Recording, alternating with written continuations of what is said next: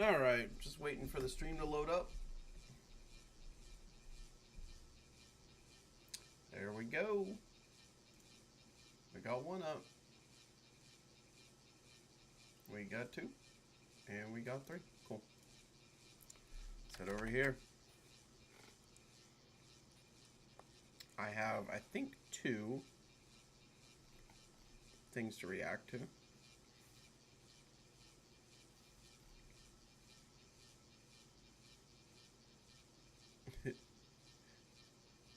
Dude, this is hilarious. I've seen this. And Bonway.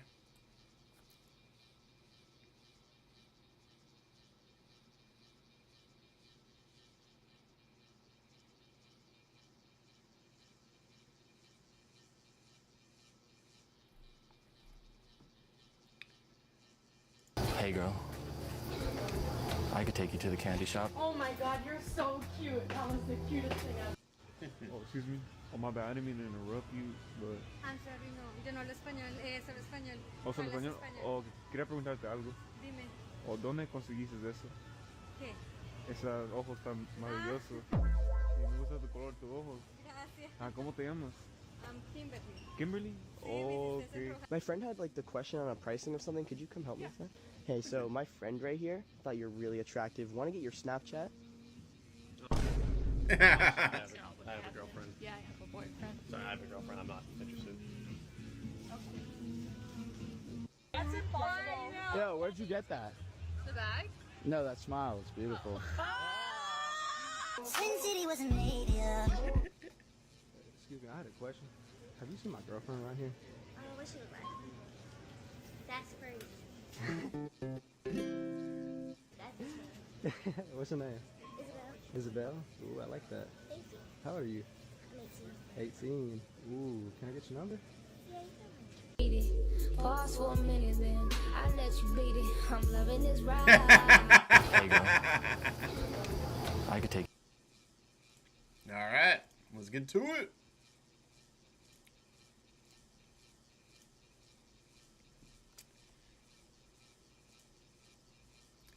Hey everyone, it's Neptorka here, back for another reaction video. We have Bonway. Oh no, this is Dahlia's. We have Bonway too, but this is Dahlia's character trailer, The Final Note. She's going to be essential for the Firefly teams, which I am a huge fan of, so let's take a look. Constance, my most ambitious child, my most exceptional child. There is nothing more to teach you. Found you. Damn, Tears won't quality hide your is desire for amazing. revenge. For everything to go as planned, I need you to stay within my control. Darling, at a funeral, silence is preferred. Oh, besides, I'm not used to you being so rough with me yet. Why are they I'll try to be more gentle. Ran out of tricks? Compared to being a good follower, I'm better as a lead. She's got a mark on her tongue. Watch yourself. Don't miss the beat. Relax, darling. I'm very good at taking the initiative. What is this? Tell me, in memory stories, who is the lead dancer? Not you, it seems. Well, that's surprising. Then, dance one more time with me. Back to the beginning again. Shall we? Let's. Farewell, my father. Dude, that was nuts. I wasn't expecting all that. Holy shit. First of all, I gotta say, right from the very beginning, the quality and like the fidelity of the trailer is unbelievable. Like, just from the beginning, it looks so good. Really impressed with it. And then I did not have, you know, an all-out battle with Black Swan on my bingo card for the Dahlia. I guess we're gonna learn more about the story, and that'll explain some things. But holy shit, that was cool. And, man, this has some vibes from Black Swan's trailer. I mean, I don't think it's just because Black Swan's in it. Just kind of like the closeness. If you remember, Black Swan was very close to Stell in her trailer, and in this one it's Dahlia and Black Swan. Man, this was so cool though, and the cinematics through all of it was really cool. Having this massive battle on, I'm assuming it's Penacony. So I gotta say, I'm really impressed with this. This is really cool. They went through all of her abilities. I love seeing Black Swan just like riding on these hands. That's so cool. I will say, apparently she's got a mark on her tongue. I mean, Kuro doesn't own the rights to putting a mark on your tongue, but come on. I feel like that's a little on the nose. People were claiming that this was a copy, the whole tilting back of Camellia. No, like, there's enough of that out there, you know, for that to be like pretty fair game. But a glowing mark on your tongue, I don't even know where it was now. Relax, and to be honest, if I try and find it, it'll take forever. But I'm taking the I'm better as a right. Oh, I managed to find it pretty quickly. Compared to being a good follower, it's got to be a mark. I don't think it's a piercing. better as Yeah. It might be a piercing. I think it's a mark. Either way, I mean, I guess I only saw a real quick glimpse of it, so it could be either way. So maybe I spoke too soon about copying. We'll see. But yeah, something to think of. The only thing I don't like about her design is I don't like the demon like horns. I don't know. I'm not a fan of it. They have these like really close face-to-face scenes, and all I'm thinking about is like, how are those horns not like poking your eye out? So overall, this trailer was sick. Probably one of the best ones we've gotten in a while. But damn, that was cool. I was impressed with it. You know, for patch 3.8, this patch has to be really good in order to kind of survive. I think we're gonna have to survive like kind of maybe a couple of mediocre patches. This one, because it's the end patch, but then maybe the first of 4.0 and 4.1 because they had to redo some things. So hopefully it won't take that long to recover. But yeah, this is cool. I'll be pulling for her because I love my Firefly team, and plus I think if you ever want to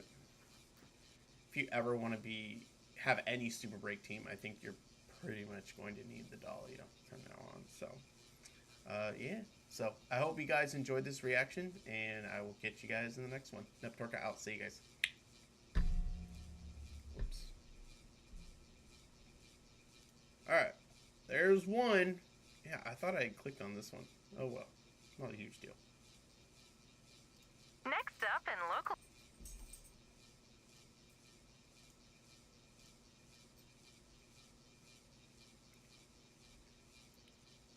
What's up, guys? It's Neptorka here, back for another reaction video, and in this one, we have the Banwei character demo martial arts review. Honestly, I don't know what to expect from this other than we're going to hear Vegeta's voice a lot, so let's listen in. News. Several residents have recently filed complaints against a martial arts school for disturbances and regulatory violations. The martial arts school has been ordered to suspend operations, and Tops have confirmed that internal investigations are underway.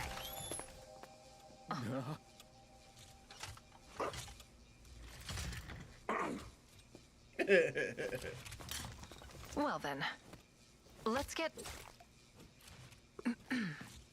started. Did you organize and profit from illegal underground fights? Typically, it's not underground. Too damp. Bad for your health.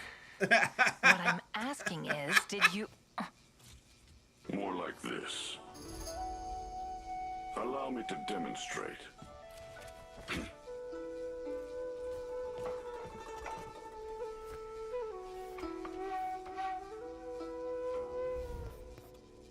Your martial arts school has been reported for disturbances 18 times now. That Have was you used really cool. violence I'm sorry, during your I have to go reported back for and look at this. disturbances Like, this is not easy to do in animation.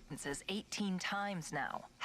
Your martial arts school has been reported for disturbances 18 times now. Have you used violence during your teaching? Help! I'm dying here!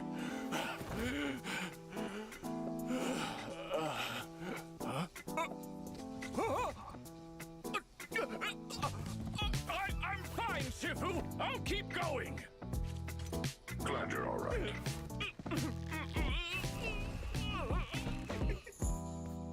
What exactly are you trying to do with this school of yours?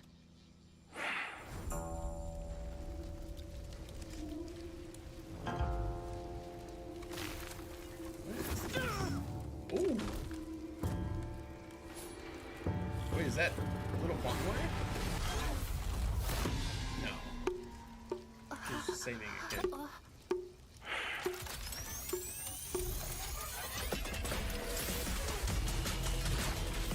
Ooh. The change to 2D animation is awesome. Holy shit.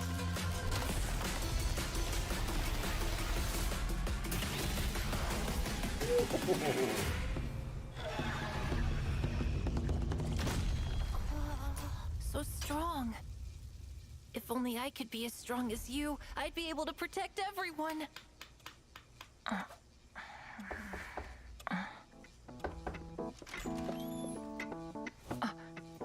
Is something the matter? We're conducting an interview. I'll submit a final report once the investigation is finished. Don't worry. I'll take it from here. Okay, see you around. Looks like it's lunchtime. Alrighty, I'll come back later. Why did he fall asleep? Does he not like interacting with her? I thought that was Zhao for a second. Dude, this entire trailer is just funny. This part though, when like the whole thing goes 2D, phenomenal. This part is so good. Probably one of the best 2D sections they've ever done in a trailer. The beginning is just kind of funny and quirky, you know, dealing with kind of teaching us what his school is about. So overall, it's kind of an okay trailer. What really makes it amazing is this end here, this fighting sequence. I love it. It's absolutely awesome. The kind of thing you want, you want like at the beginning of your videos and whatnot to catch people's eyes. So I'm definitely impressed with this. I don't think I'll be pulling for him because I need to say for Ye Sheng Guang, if I pronounce that correctly. But he is a pretty cool character. I don't know how strong he is, but hopefully we have another fire. Like, we're just kind of low on fire attackers. They keep giving ice attackers, and it's frustrating. So hopefully this will give us another option for fire. But that's going to be it for me. I hope you guys enjoyed this reaction, and I will catch you guys in the next one. Neptorka, I'll see you guys.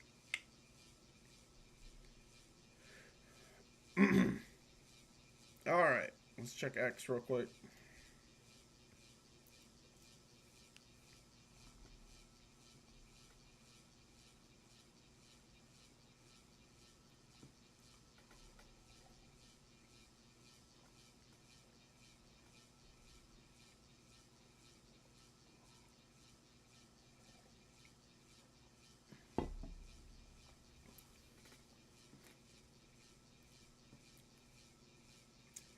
don't know why he got her a weapon. That was stupid.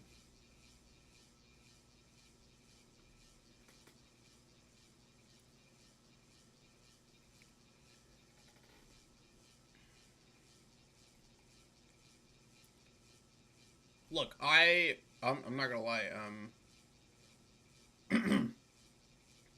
I don't think.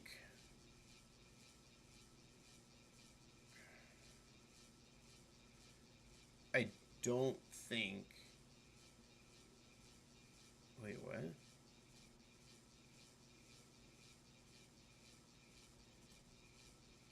This ought to be entertaining.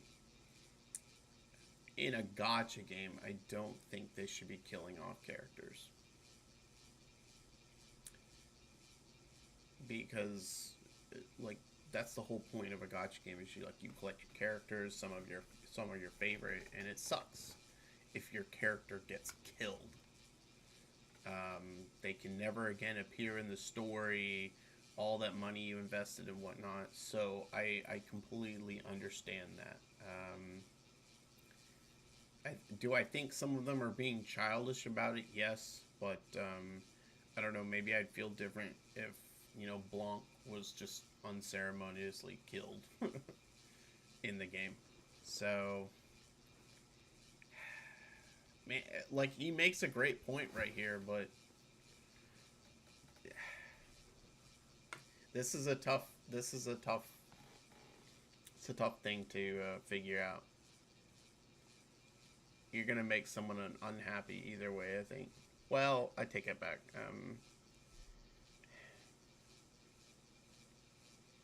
The story probably would have been good even without the deaths. So they didn't. Yeah, now that I think about it, they didn't need the deaths. So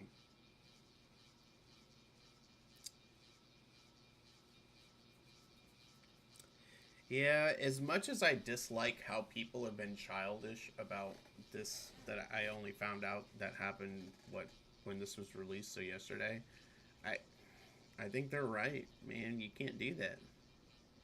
Alright, what is this? Oh, this is for, Duet Night Abyss.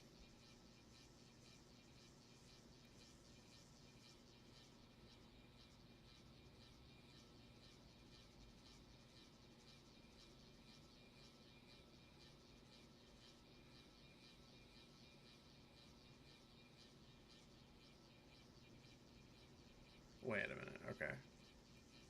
One lane over, please.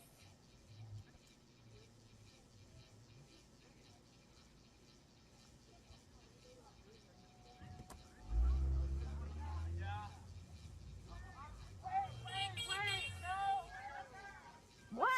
I'm just trying to drive. I'm driving. I had a green light. Hi, I have to drive, so can you just go one lane over, please? No, Yeah. I have to drive right here. No, she's in the right. This is Like, absolutely insane. you don't get to just because you're in a massive group, you don't get to block off pull whatever. over for how long? Like, this is so dangerous to drivers and bicycle people. Yeah, she's 100% correct. What the hell? And now someone has to. Jesus Christ! And they're hitting my car. This is absolutely insane. Yeah, no. She's completely in the right here.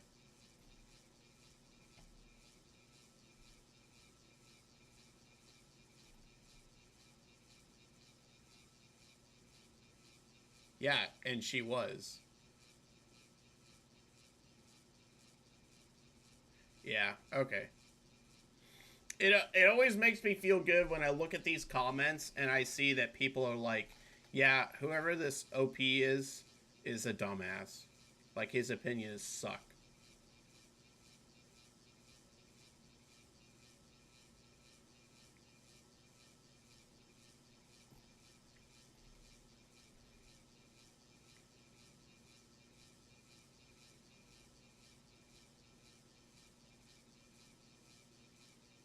What's the point of this?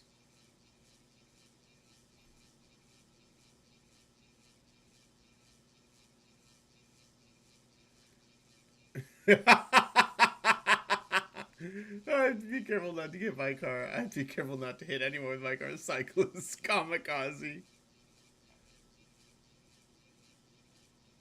Yeah, dude, this is the truth.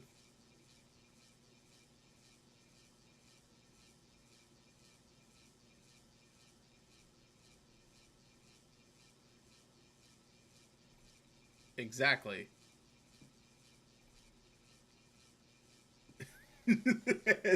Bike lane. No thanks. Just the middle of the road for me, thanks.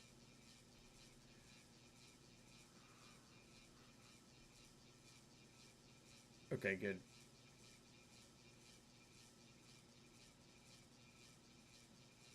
Yeah. Okay.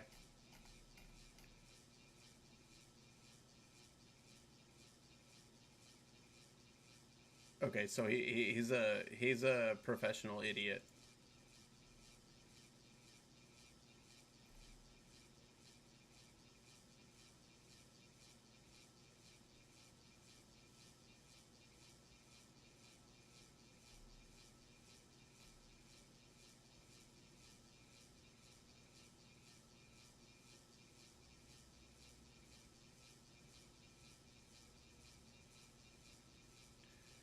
This is a true statement, though.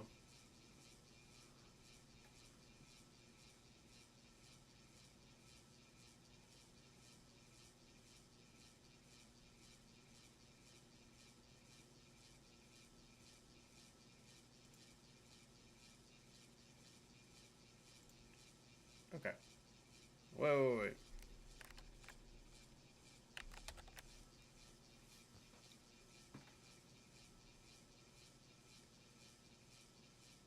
Why?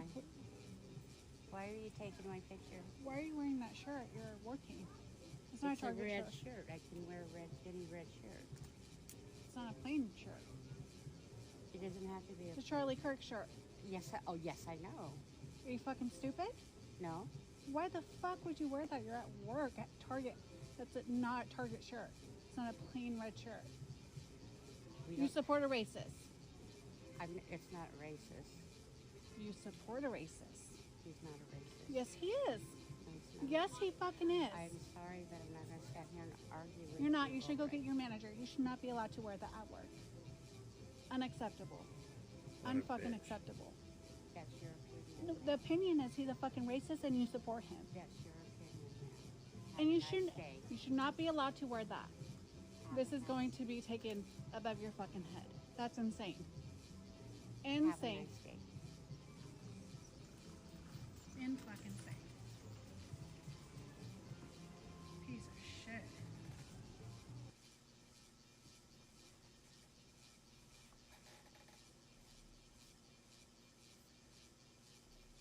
Damn. Alright. Back out. Whoops. No wonder I was getting all kinds of random shit. I just want the stuff that I'm following. Birmingham. Yeah, no, the other Birmingham skin is just peak.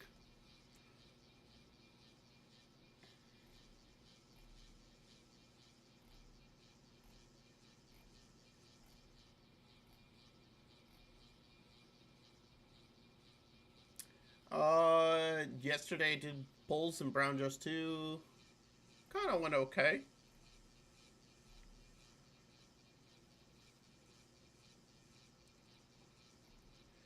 I'm so hyped for this. I've waited forever for Lexington 2.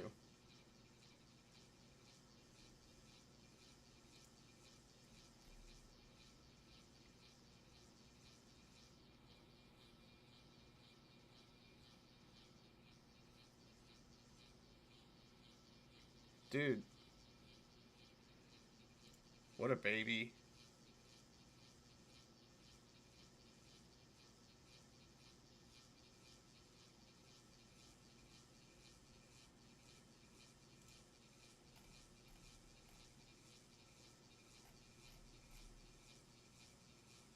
Show probable spam.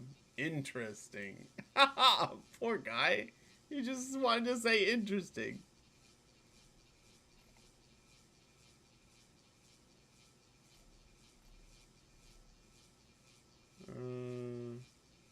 Okay.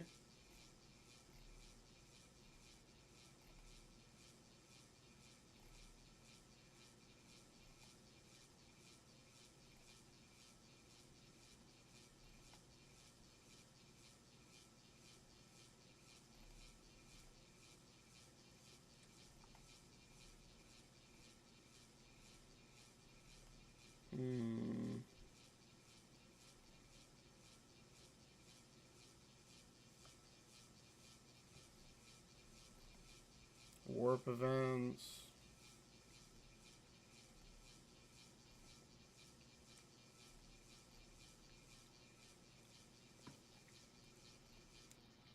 Probably shouldn't risk it.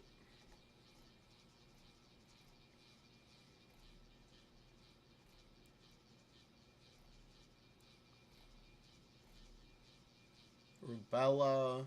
I'm excited for Rubella.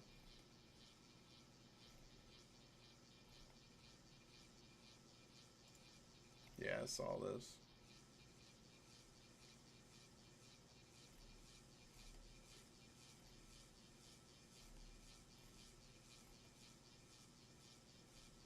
Maori retrofit's actually kind of cool. All right. That's it.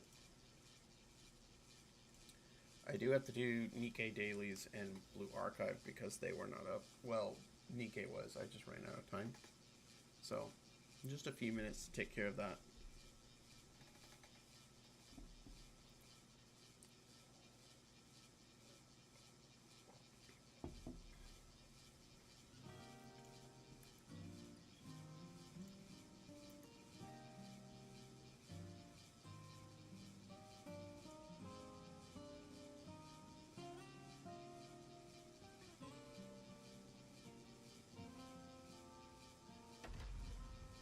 Goddess of Victory, Nikkei!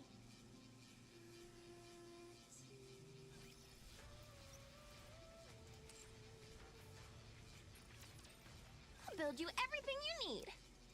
Hope you put it to good use. I look forward to welcoming the morning with you.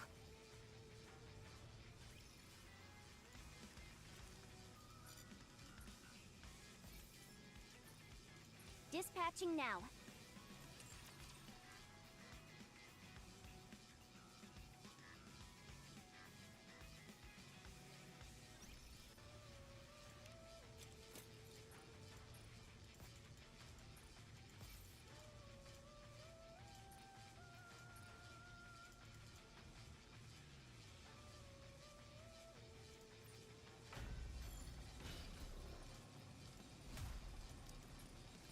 Securing victory for their subjects is a king's duty.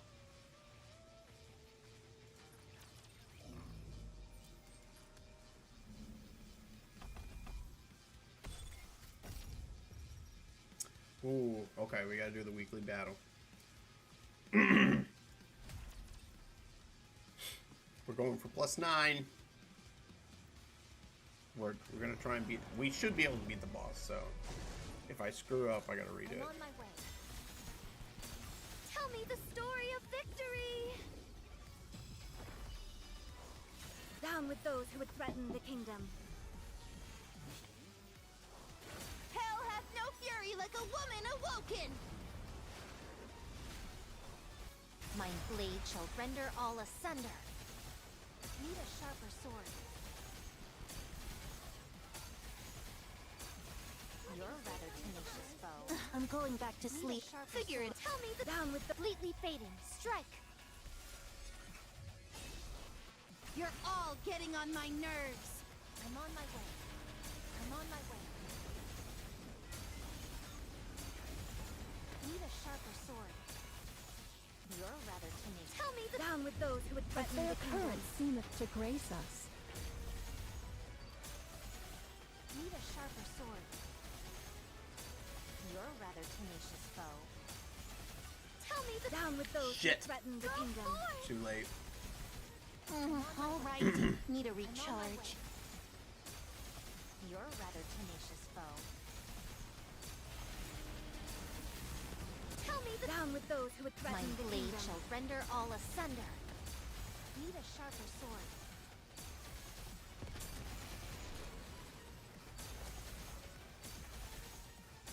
Okay, turn it off.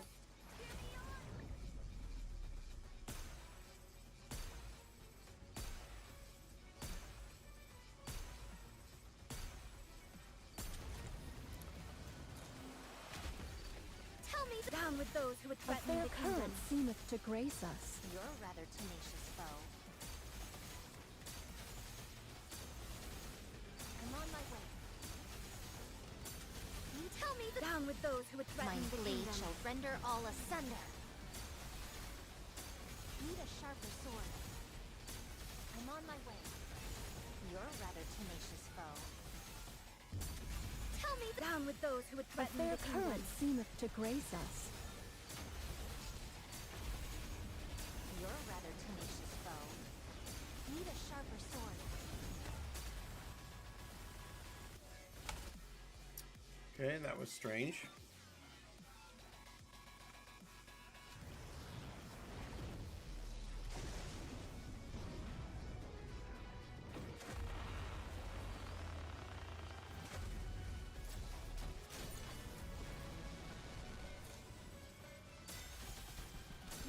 Tell me down with those who would threaten the kingdom.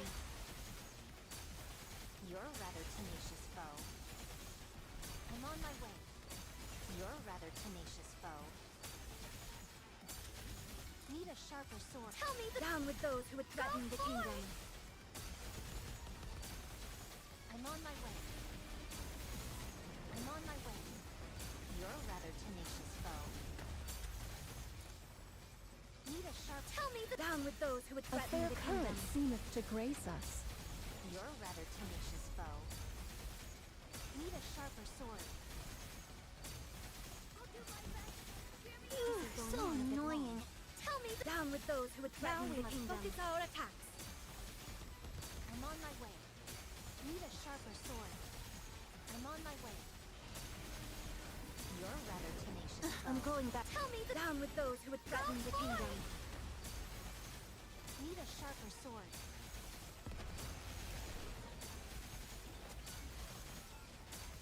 All right. Need a recharge.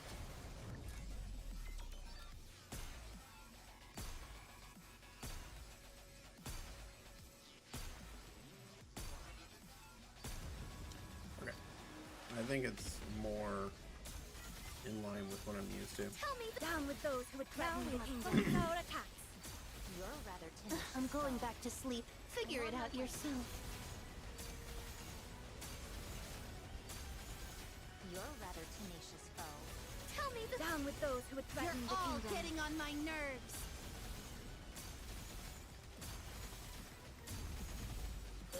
So annoying. Don't wake me up. Need a sharper sword. Tell me down with those who would threaten the kingdom. My blade shall render all asunder. Need a sharper sword. Everyone has shields now. There we go. Tell me down with those who would threaten the kingdom.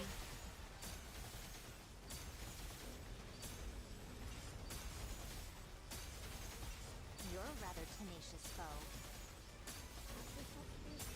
Tell me down with those who would threaten the kingdom. Focus our attacks. Damn. I'm on my way. You're a rather tenacious foe. Tell me down with those who would A threaten fair the kingdom. current seemeth to grace us.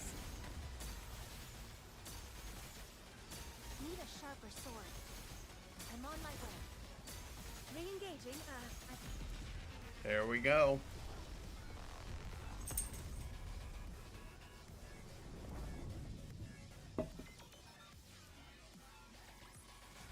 A commendable battle, but I desire stronger opponents next time.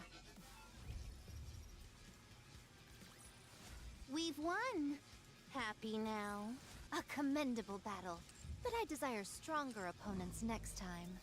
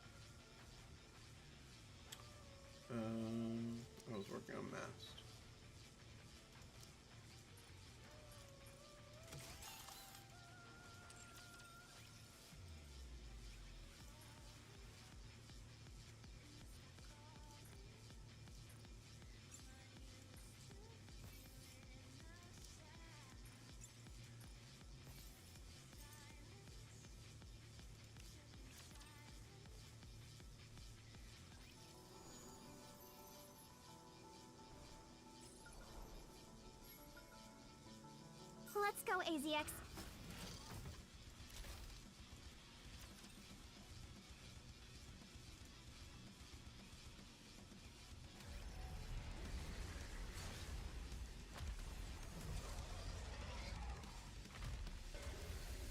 Let me check the mirror for a moment. I look forward to welcoming the morning with you. Down with the... Everyone will have a blast in Wonderland! Aren't we having such a great time together?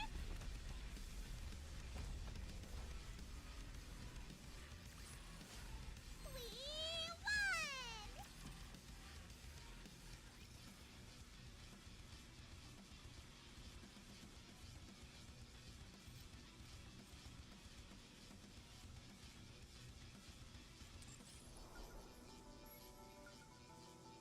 Let's go, AZX.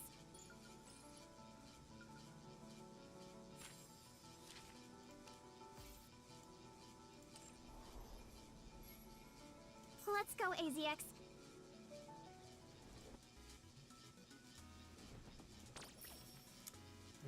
What, I need to get 10,000? Ready? Go! I'm just gonna try and get 10,000 and then call it quits. Oh jeez. Might be easier than I thought.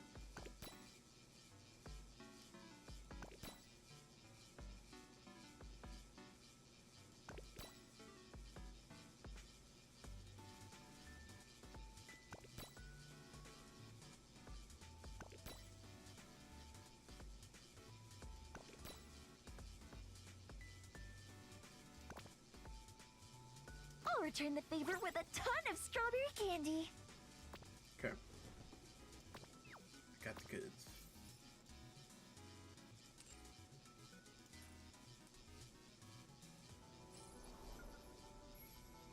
Let's go, AZX.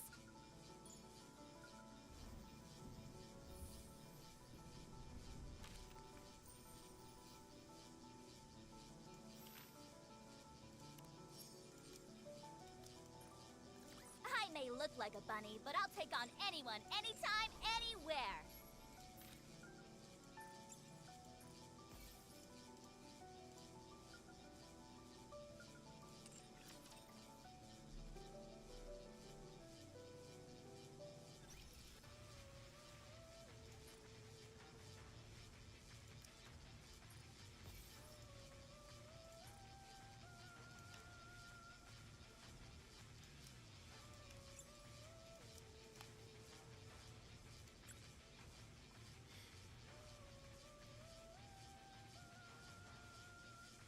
Alright, that's done. Let's hit up Blue Archive, finish that, and then we'll be on to Reverse 1909.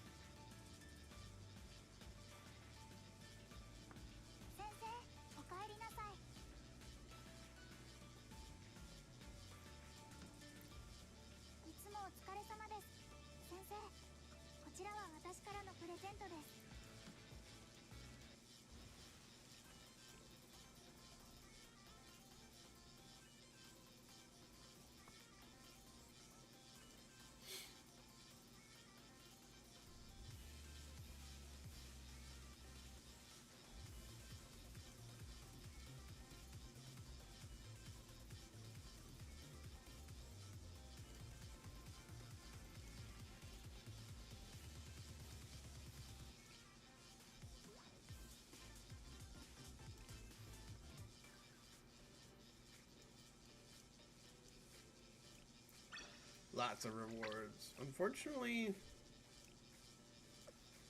I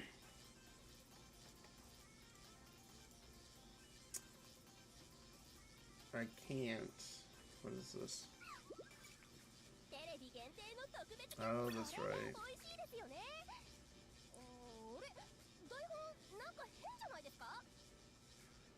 They're starting battle passes. When is this character going to be added to the game?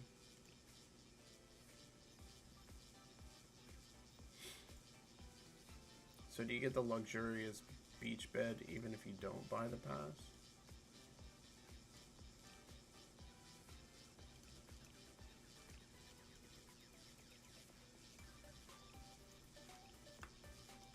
Probably not.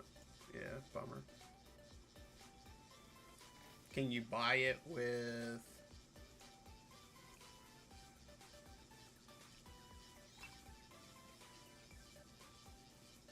Oh, I was about to say if you could buy it with Pyroxenes, that would be legit.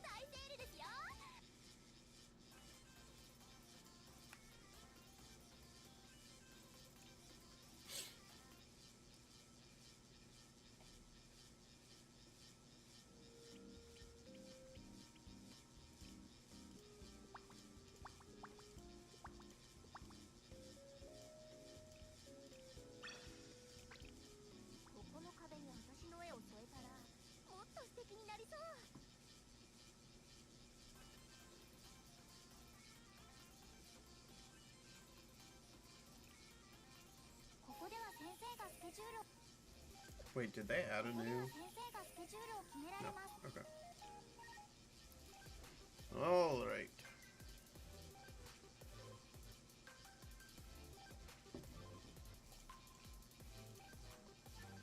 Looking for my favorites.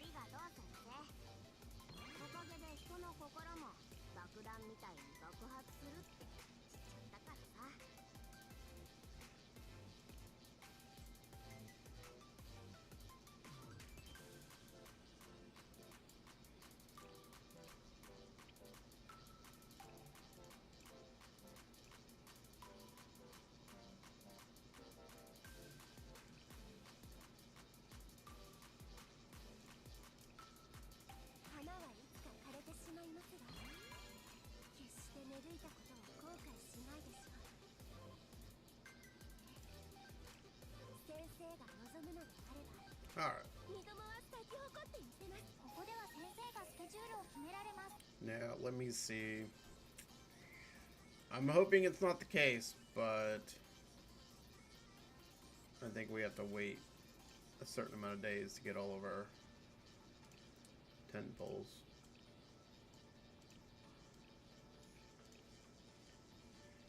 Yeah, damn.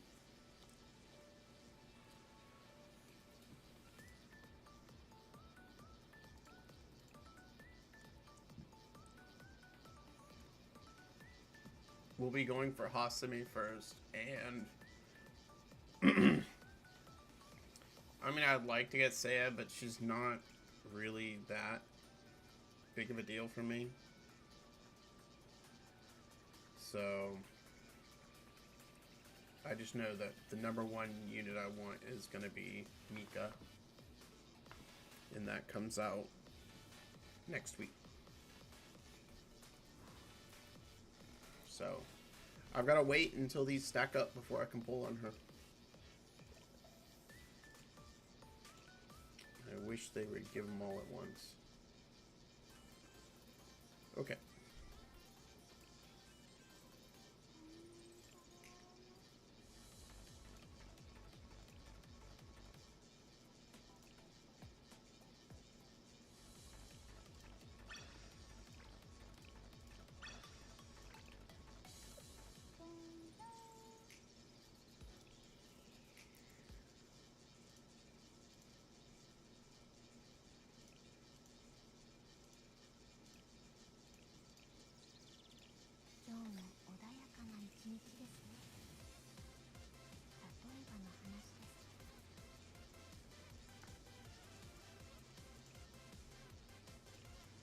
Let's go ahead and grab ourselves a Ichika.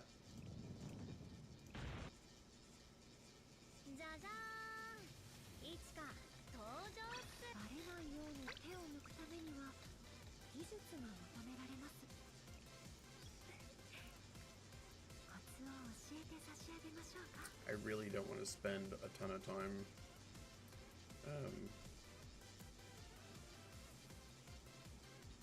I don't want to spend a ton of time doing this. So I'm just gonna beat it, and then tonight I'll deal with clearing it out.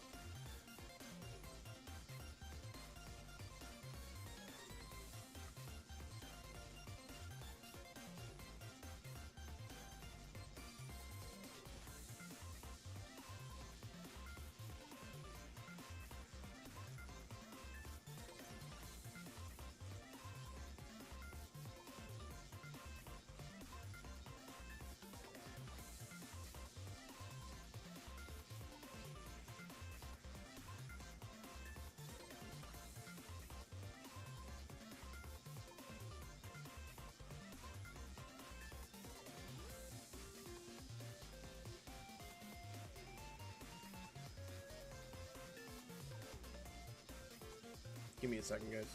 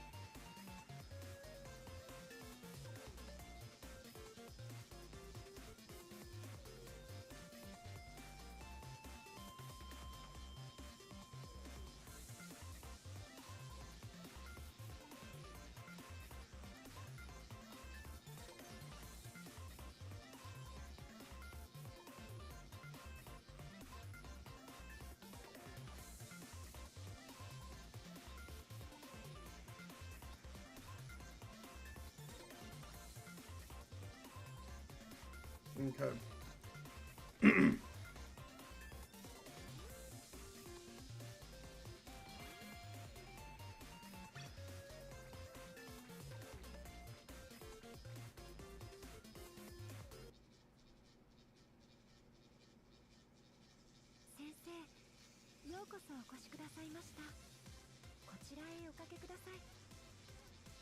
Alright, just sweep this.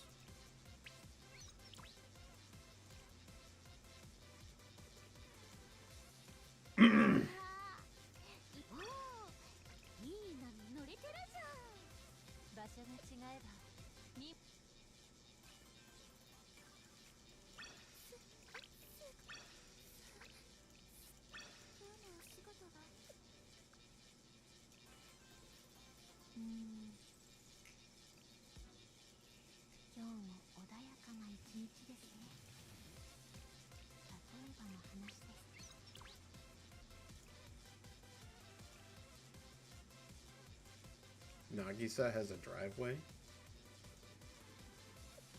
Okay. We also got this.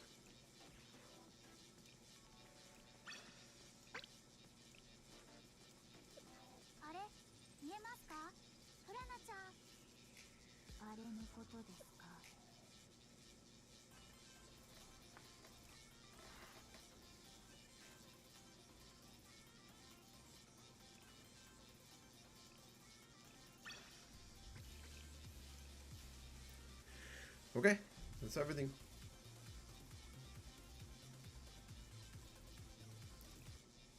Let's get back to Reverse 1909.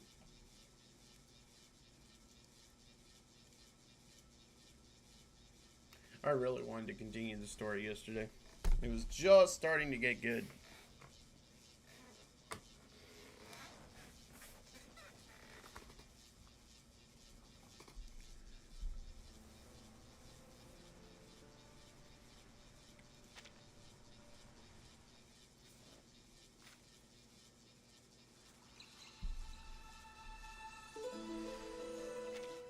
You mean coffee beans aren't technically beans, even though they're named as such? No, I can't accept this. I've got to verify this absurd theory for myself.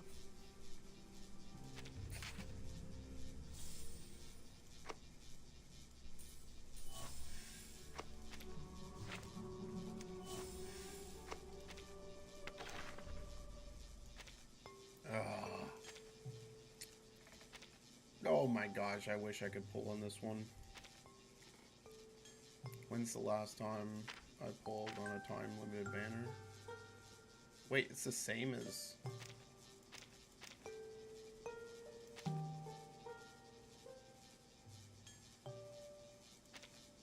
This is an event banner, isn't it?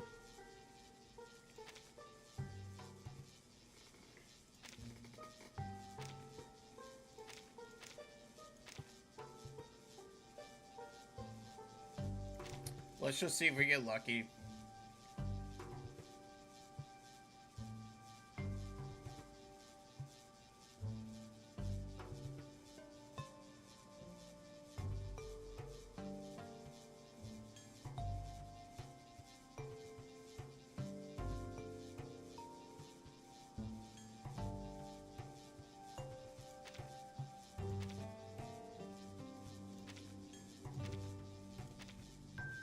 I guess they do consider it a time-limited banner.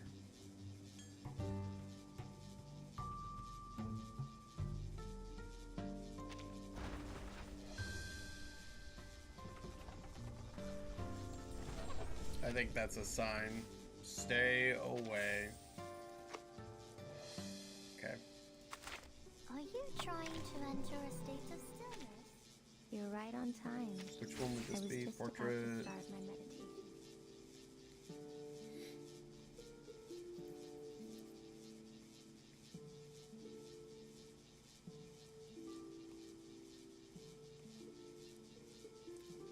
It's a huge buff.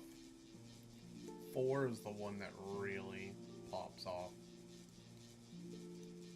Hang on.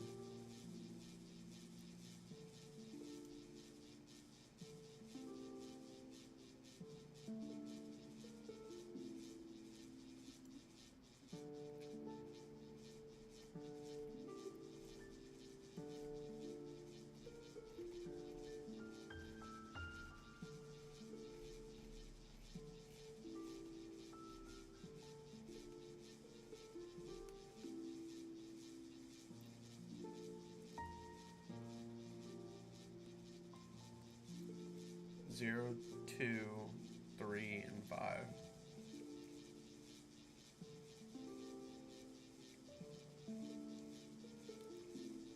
Yeah, unfortunately, I just can't because I really want.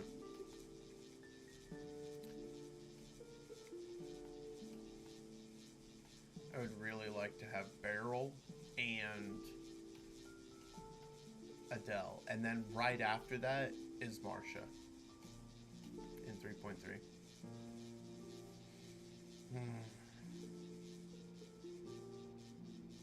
So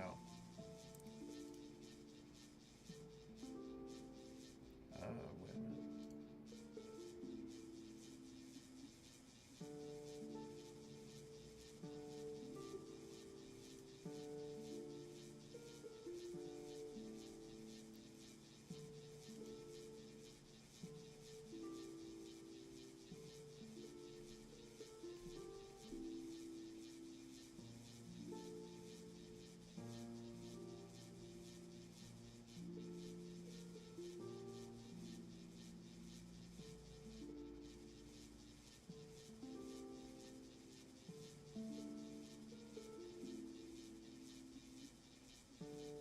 Okay.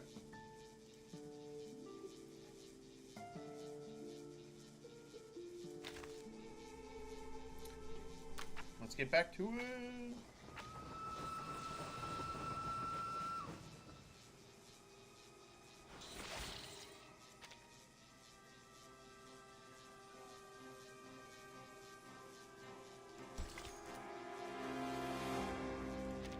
Just when things were getting good yesterday, we had to leave. Alright.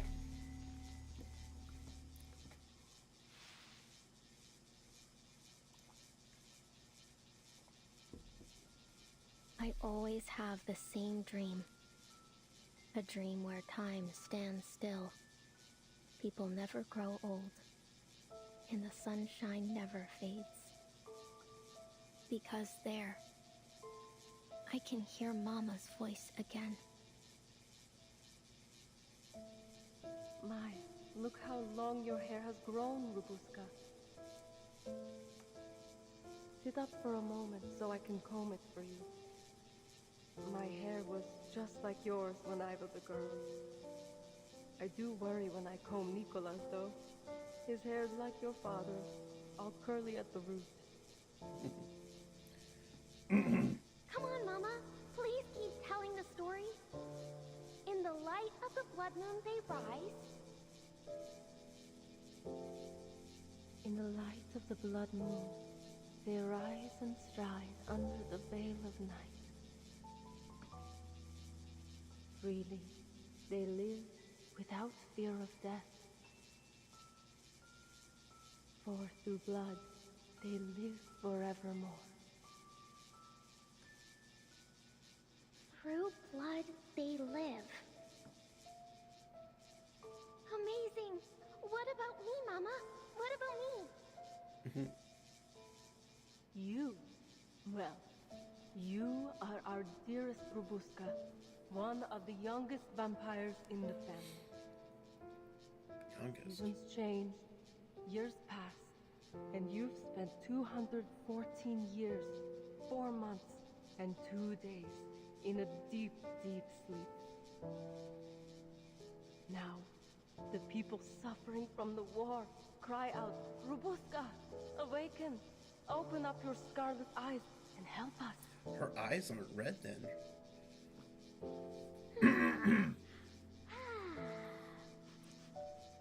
Is that blood I smell?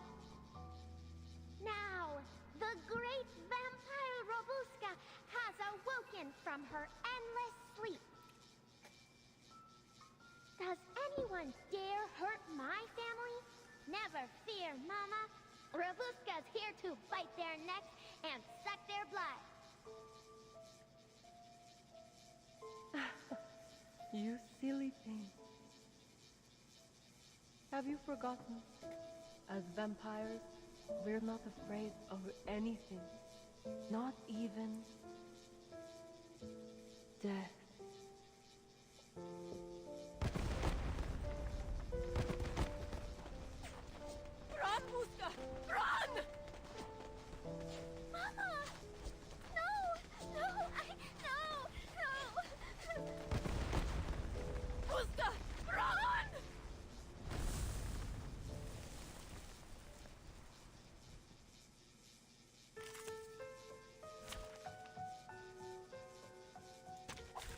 Join with us, comrades.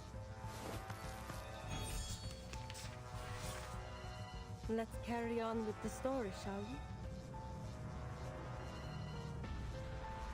Arnold gave Gargana a ring, with a gem as red as blood. It's Mama. Wait, you're not Mama. She has... I will embrace the or this one. Shark Fang. Regaining control like of our bodies. Metaphor?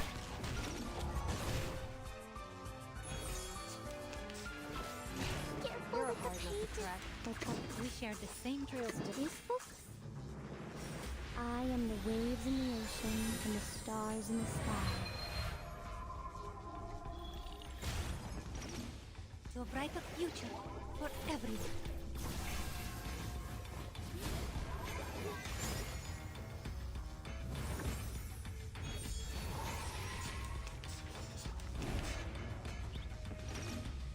It's gone. Is this a dream? Don't act surprised.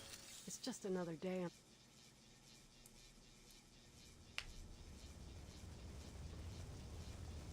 I ran and ran, away from the gunshots, away from another burning village. I ran into the mountains. They protected me, hid my escape. Then, I went to the cemetery. No one's following. Can't find me anymore.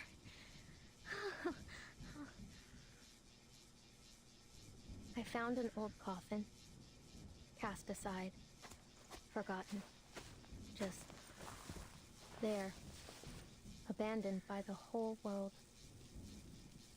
I huddled up inside it, and I lived there, lived with the worms. It smells like them. Like my family. Mama once said that in this land, the dead never truly die. She said that our bodies merged with the earth, our blood seeping into the dirt and nourishing the tangled roots of the trees. And ever so quietly, we day by day become one with the world. So I wasn't afraid. Didn't struggle anymore. I closed my eyes, let the smell wash over me, and a warmth grew in my heart. Tazko. Mama. We were together again. Together again. Together again. Together again. What? There's like two different stories going on.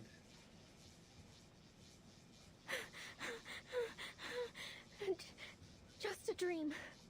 I love her attire. Just a dream. Robuska takes a deep breath, swallowing her tangled emotions. She looks around. The room is empty. Can't remember the last time I had a good night's sleep. I must have slept longer than I thought. Oh, but that means we'll be getting to the checkpoint soon. Time is gone too. Wait! That means I've got a chance to get out of here!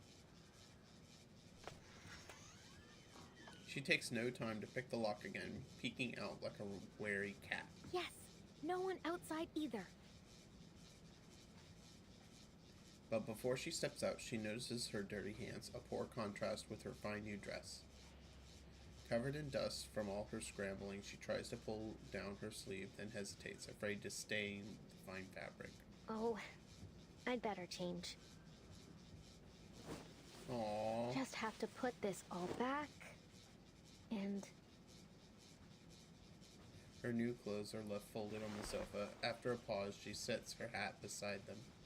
this is the most expensive thing I own. Take it as my gift. Bye-bye, princess.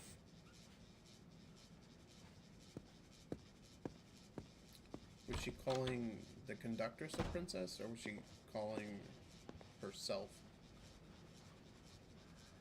The young vampire slips through the carriages. Most passengers remain asleep. The night is freeing, yet oddly lonely. Quiet. Nobody's around now.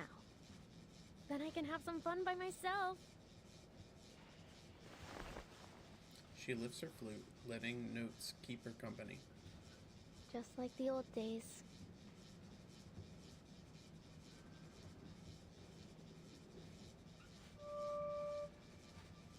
A soft tone escapes, low and Right. sweet. Here I am in carriage 1.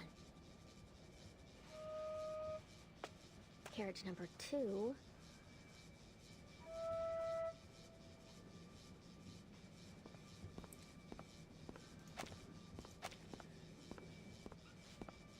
One note falls, another rises. She drifts lightly through the carriage like a passing breeze.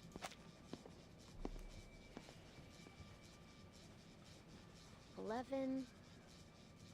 Huh? Shouldn't there be 12 carriages? 10 for passengers, plus the brake van and the staff compartment. Yeah. Then how did this extra carriage get here?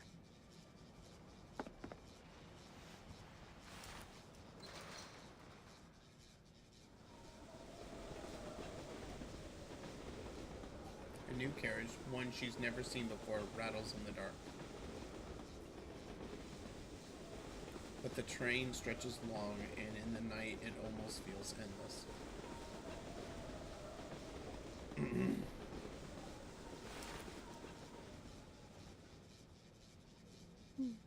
What a pretty song. I could almost applaud. I don't like this chick.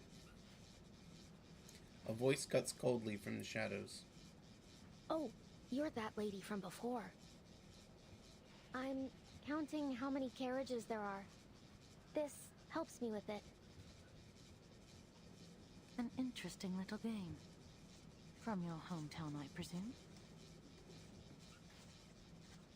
She shakes her head. No, I came up with it myself.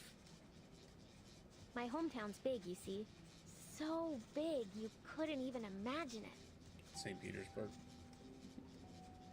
Climb one mountain and another rises, cross one river and another follows. The sky stretches endless and gray, a road without end. Lucky for me, my mother gave me this caval. So I used it to name every mountain and river by giving them each their own note. She grips her flute with pride. And now I never get lost. Are you certain? The editor looks up from her scratchy notes, her eyes alight with interest.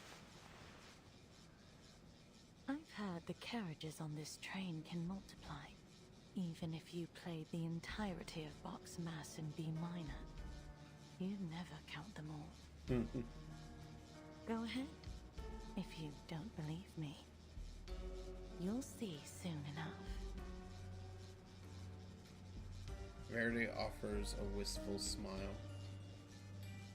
What? She looks down the corridor. The carriage sways lazily as if beckoning her forward. Moonlight peeks through the clouds, pale and cold, shrouding the scene like a white burial sheet, hiding all secrets beneath it. And there, in a carriage that never was, in that place that shouldn't even have existed, blood-red eyes blinked in the darkness. And the blood of those sorry passengers trickled, sweet and warm, into the throats of the red-eyed monsters.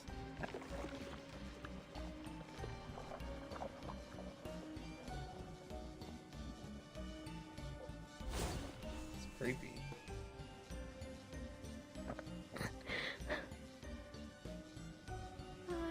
Ma'am, I think we'd better stick together.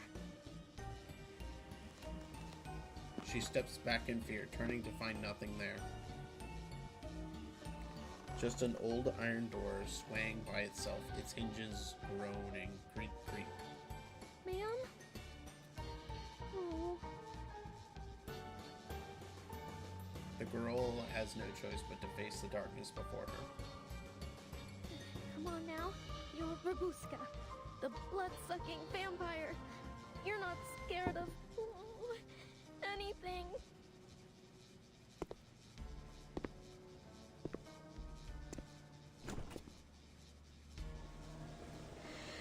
She takes a deep breath and takes a brave leap. A heavy copper lock clamps the front door of the carriage, glinting coldly under the moonlight. Oh, lock again? Fine. Then I'll just unlock this one too.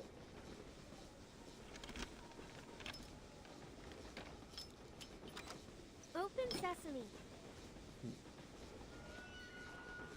Just one push and she could slip inside. But Babushka freezes. Holding her breath, she presses against the door, catching faint sounds from within. On one such night, a group of passengers awoke to the sound of crying. They followed it. Then, the crying turned to bawling, and the bawling to wailing, until they reached it. A door that wasn't there before. Fear creeps over her. She turns to leave when a sharp gust throws the door wide open. An ancient groan of the door could wake anyone or anything long asleep. Slowly, she lifts her head to face the darkness.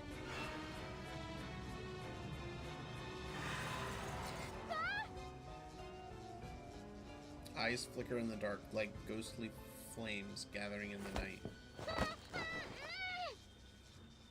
Before she can scream, a hand clamps her mouth, dragging her into the eclipsing shadows. Are they refugees?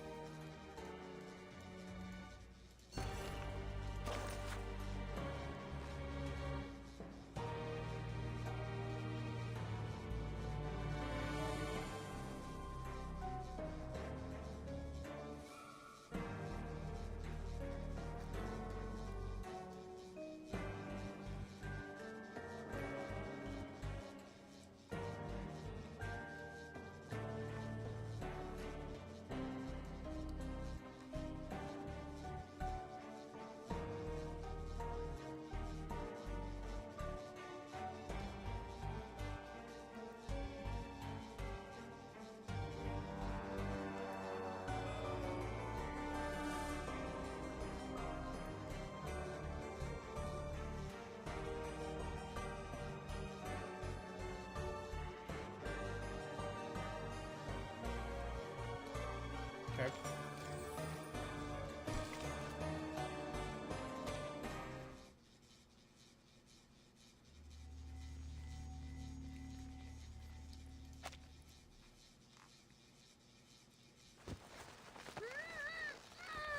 Get off me!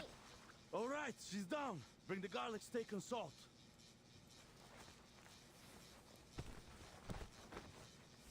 Heavy hands cover her face, coal, smoke, garlic, and earth choking her breath until she nearly faints. What are you... Careful, Yakov. Don't let her bite you. Finally, the grip loosens. She scrambles to her feet.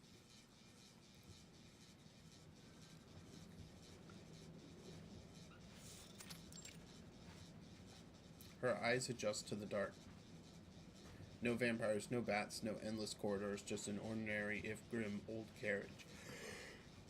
Dozens of filthy passengers crowd together, ragged and tense, clutching makeshift weapons, iron rods, pans, even garlic. Just a kid. You're not a vampire, are you, young lady? Of course I am. You're looking at the heir of Dracula, the Impaler himself. They raise their weapons once more. Whoa, whoa, whoa. Let's not be too hasty. This vampire's already got a full belly. For now. For now. Then tell us why you broke in here. And don't go telling lies.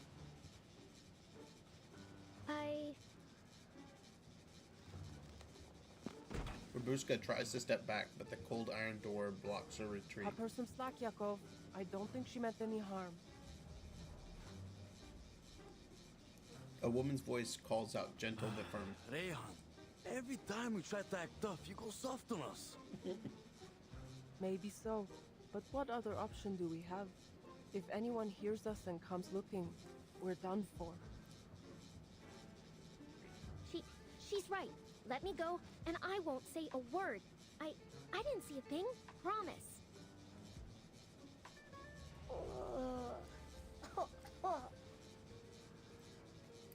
A child whimpers in her arms, and Rabuska hesitates. The woman hugs him closer, soothing him. It's all right, Ivanushka. No need to be afraid. We've got our eyes on her. I'm not afraid. She isn't half as scary as those whiz-bangs. Whiz-bangs. The boy leans against the woman, one sleeve hanging empty. How much longer will we be stuck here, Ray? Will we really go to Budapest? Rayhan lowers her head, stroking his hair softly. Of course we will, Ufakuk. Budapest? Then you're also... No words are needed. The scene says it all. That scent, too familiar, the nightmare returns, always chasing her. Yeah, the refugees. Koyo, don't fall asleep, okay? Gunfire still echoes. A village burns behind her. She clutches her brother, unable to look back at the ruins. I can't feel my bullets. They're just a bit numb. It'll pass. You'll be fine. Get us out of here. Flames tear across the sky. A shell bursts overhead. I think I want to go home. It hurts, Bushka. It hurts so bad I can't. You'll be fine, Koyo. All right. Your big sister's here. You're safe. You'll feel better tomorrow. You'll be better.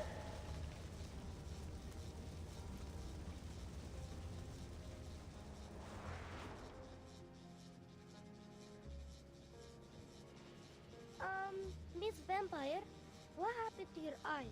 They've gone all red and watery, like white rabbits. Huh? Oh, it's nothing. Happens every time I think of a happy memory. It's a vampire thing. She hears a faint sound by the door. Step by step, quiet and patient. What is it? Shh. Someone's coming. Rabuska signals to the others to hush, then presses her ear to the door. Strange. I don't hear anything now. Was it just my imagination?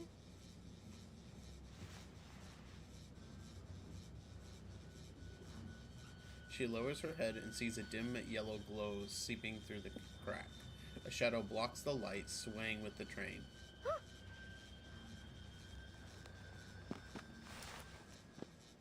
She turns in panic, but meets the gaze of a helpless boy. Are the bad men coming for us again? I don't want to go with them. His blue eyes look almost clear in the darkness. Once before, in a world of ash and gunfire, another boy had looked at her the same way. Koyo. She draws a deep breath, making a solemn vow. You're not going anywhere. I swear it on my honor as a vampire. Just leave it to me. I'll get you all to Budapest, safe and sound. Turning back, she faces the door. Now, keep quiet. They hold their breath. Dozens of eyes weave a net around her, holding her spine steady, sealing every path of retreat. Whoever you are. She spreads her arms, coat flaring wide like a bat unfurling its wings in the... Show yourself. But don't think I'll let In you the touch night. a hair on their heads.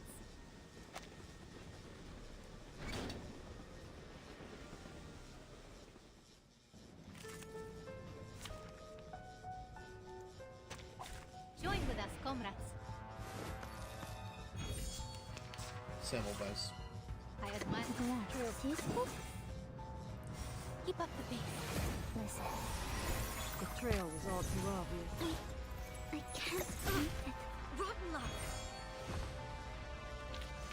Gracie, please. Was I helpful, timekeeper?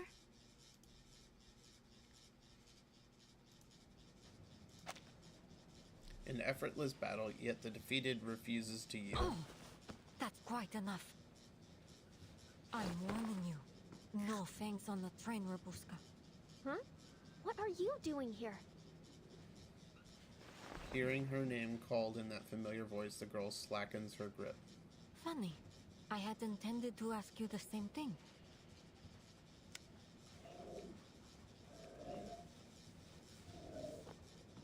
The yellow beam falls across weary, half-wild faces. No one speaks, her speed and skill intimidating the onlookers. No sign of Squad 77. And these people don't look like Menace either. Could they be the cargo she was talking about? Are they civilians? She pauses for a moment, then speaks again. Who brought you on board? The conductress? Think before you answer. I know more than you think. Why are you on this train?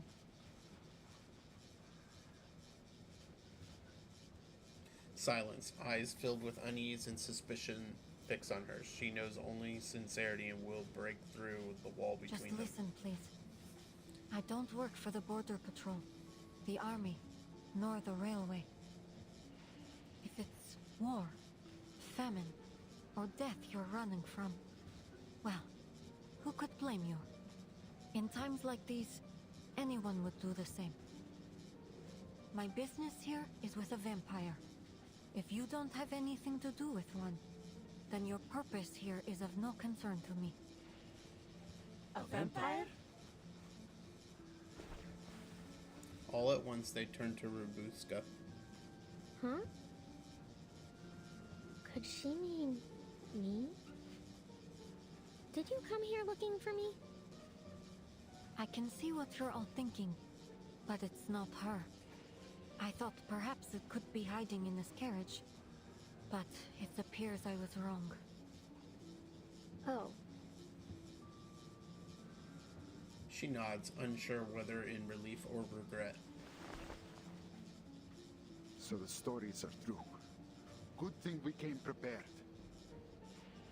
That vampire. It won't find us, will it? Worried murmurs ripple through the carriage. What rumors? Look, I'm willing to help you, but only if you give me some information about yourselves. After all, trust is a two-way street. right? I understand. Yakov surveys the faces, sighing under his breath. We're refugees. We come from all over. Someone offered us a way out and we took it. It's nothing more than that. Someone. We were told to wait near Belgrade station until the train stopped. They said someone would attach this carriage to the rear, and as long as we kept our heads down and stayed quiet, we could make it across the border. As for the conductress, she didn't speak much. She said there'd be people on the other side, people who'd feed us, give us medicine, help us start a new life in Budapest. That's the whole of it. She's taking a huge risk for you. Smuggling you across the border could put her behind bars. She asked for a fair price, I assume. The passengers shake their heads. No, nothing. Only that we keep quiet and never speak a word about it to anyone who doesn't need to know. Whoa. I never would have figured her for something like that. But that menace insignia. How did she get it? And why did she give it to the soldiers? And I can't forget that the rest of my squad has vanished without a trace. Semmelweis takes a glance outside, an unyielding screen of white snow. She checks her watch. We'll be reaching the checkpoint any minute now. Their time is short. As if to confirm her calculation, the train begins to slow.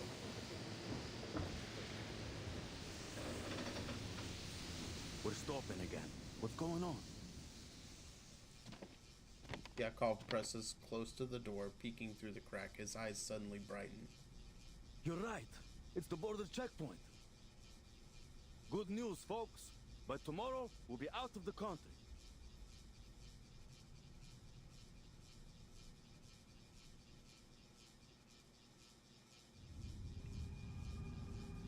Okay.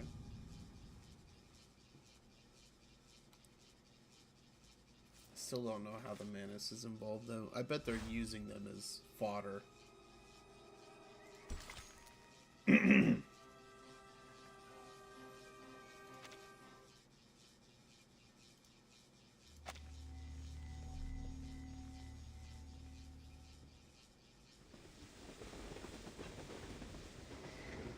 The train glides into a soft break at the checkpoint. The steel beast breathes out a final belch of dark smoke before it stops.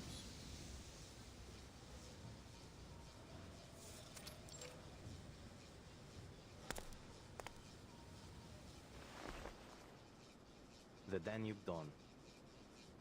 Operated by Vienna Pannonian Railways. 12 carriages.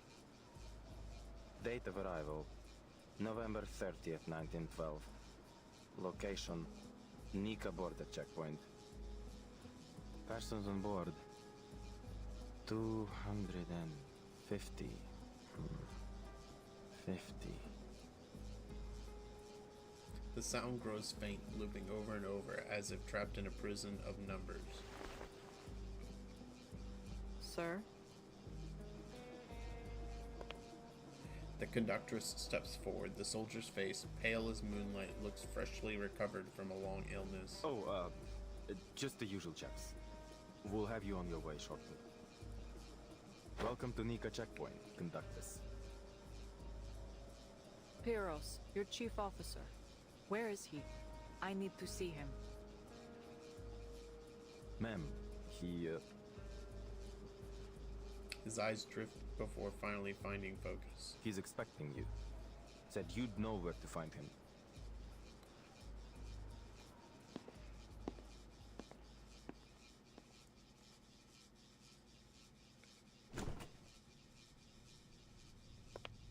Iglika! Aima! What a joy to see you both again. That's How's the trip treating you? Gotta be. All going well? An officer strides in, smile warm and practiced. Just the usual. Ah, Well, there's nothing wrong with that. Ima, come. Here. A refugee gave it to me. Oh, Uncle Piros. Now I have 5 of them. Thank you ever so much. That's quite all right, my dear. Now, you'll be a good girl for Auntie Glika. And maybe she'll sew your dress for it. Then you can line them all up, like one big family. Ima strokes the wooden doll gently. Piros watches, his expression tired but kind. You look exhausted. Has there been trouble? Do I? Perhaps I am a little worse for wear. Dealing with border patrol is always a pain. You know how it is. He continues speaking while his eyes flick subtly toward the stewardess. Oh, yes. I just remembered. I still have to clean the windows on the dining car. Thank you again, Uncle Piros. Ima pockets the toy with understanding, then turns to leave. The door shuts, and the officer's smile turns sour. There are eyes on us, and not just some casual suspicion. I believe they may be professionals. I just received word that 2 of my men were knocked out while on patrol. Somehow, without alerting anyone. Whoever did it was well trained. Oh, that is to say, someone's sniffing us out, my friend.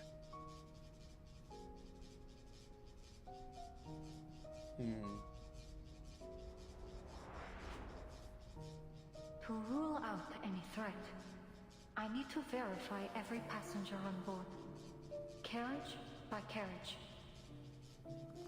I am fully within my authority to stop this train at any time to conduct an investigation. What's wrong? I know that look. You know who's behind this, don't you? I'll handle it. The St. Pavlov Foundation. You heard of them? He wastes no time.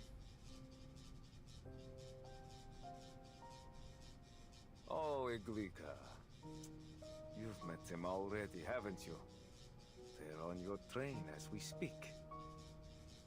How else could my men have been ambushed in such an isolated location?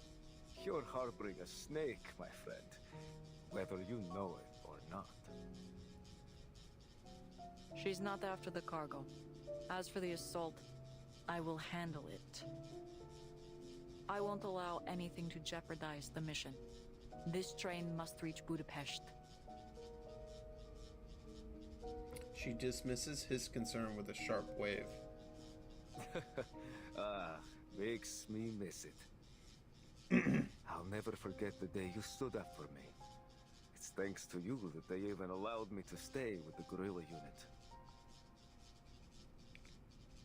The officer narrows his eyes, mind slipping back to a faraway summer. Things were simpler back then. All we cared about was the cause. About unity. And the Thracian Liberation Front. Fighting for a world where, regardless of race or bloodline, we'd all live as one great family. We crossed forests, trudged through the snow over the mountains, and turned the enemy's supply lines to dust. We scared those cavalrymen half to death. And when night fell, we'd gather around the fire, break bread, clean our sights, and sing those songs of war and liberation, like brothers and sisters. You remember, don't you, Iglika? It was a good life. What a shame that not everyone shared our vision. Betrayal, bloodshed, comrades parting ways. We went through all of it together. In the end, Even we chose to walk away. And now, after all these years, I have a second chance to fight for what we believe in. The Danube Dawn. Okay, why is it in quotes? His voice softens as he leans against the window. As he turns, the scar at his temple shows raw and red like burnt veins. I've always felt we were kindred minds, you and I trusted you then, and I trust you now. I won't take any action against the Foundation. He pauses. On two conditions. First, the train mustn't leave until morning. Oh, damn. We need it here long enough to go through some procedures and put together a justifiable account of the assault. Procedures? You mean... I'm getting there. Second, I need to conduct a full search of the train. Same old talk. Stops, papers, inspections, it never ends. The train's already been searched. You'd only raise more concern with the passengers. I can provide you the passenger list if you must check. Pyrrhus shakes his head. Believe me, my people don't enjoy this any more than yours do. But word has gotten out. It's only a matter of time until people start asking questions about the attack. Besides, better that I do it, rather than getting the government or the company involved. We wouldn't want their prying eyes looking any closer now, would we? Man, what do these people do? His point is made. The conductress carefully chooses her next words. One of my crew members will be with you at all times. And tell your men to stay clear of the cargo. As for the time we're losing, I need compensation. Food, medicine, and priority clearance when we reach Budapest. The paperwork there is cumbersome, and each minute the train is stopped risks our cargo being exposed. It's give and take. Do we have a deal?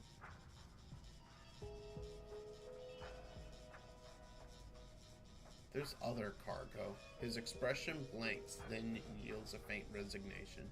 Hey, Glika. I know you wouldn't make this easy. You never do.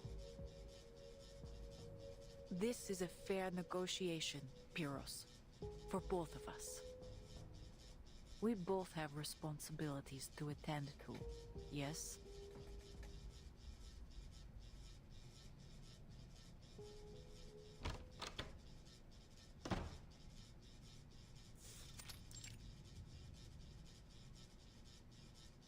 The door creaks open. The conductress leads, her steps firm, face lightened by unusual ease.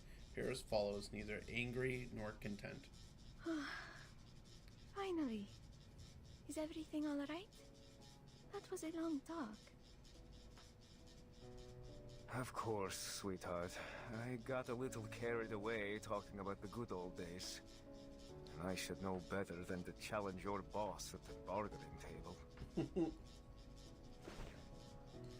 He mutters complaints, then bends low, voice dropping. Listen, I'm sorry we haven't had the chance to talk. There's a lot on my plate right now. But when I'm done, I have another gift for you. Another? But Uncle Pyrrhus, my closet is already bursting. Shh. This one's a secret. You'll see soon enough. I don't trust this dude. With a wink and a lazy stretch, he trails after the conductress out of sight.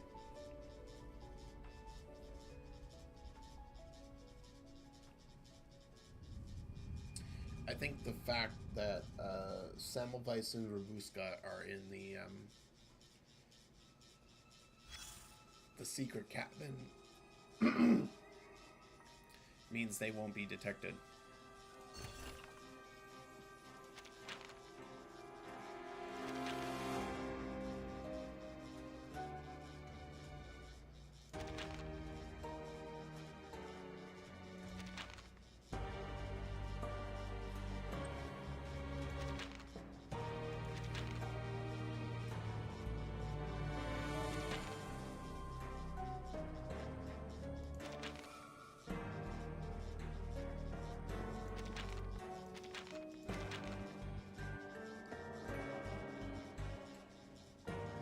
Federation front.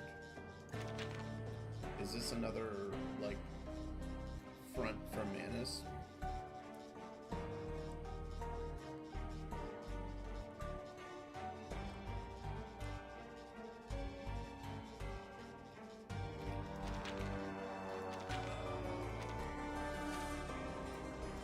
That could be what it is.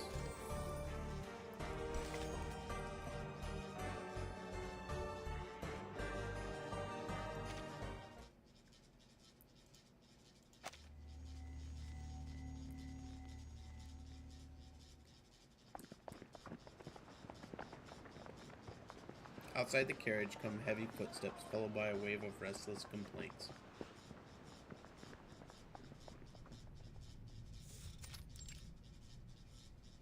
You hear that? Boots. Sounds like soldiers. Could it be Pyros again? Pyros?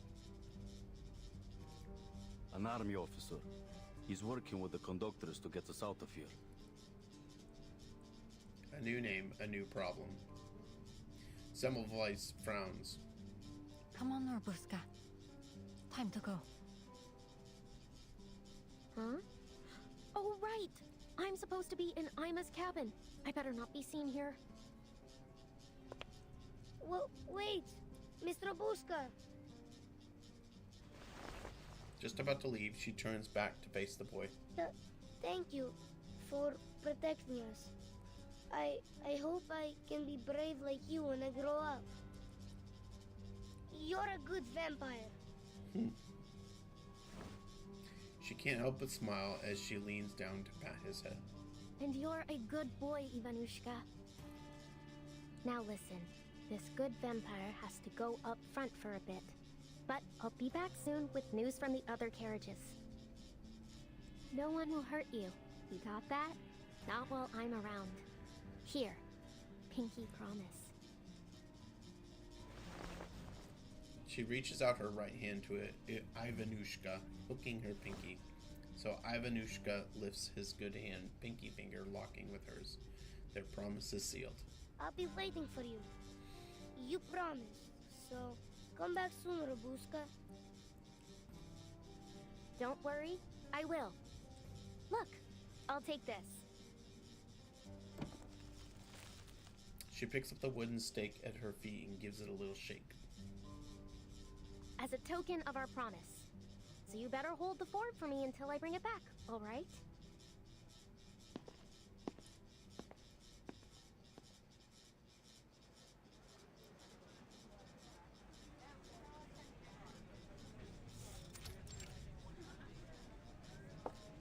Ladies and gentlemen, please bear with us while we conduct a routine check. Are you going to take us too? Like you did with Robuska?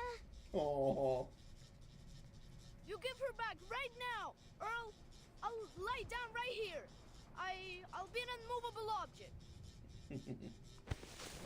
The boy flings himself to the ground, clenching his pudgy fists like a martyr ready to face his fate. It's his final card to play, a tactic that has worked on the adults before, and one that he's counting on to work now. If you are set on being unmovable, I'd be happy to stitch you into the carpet.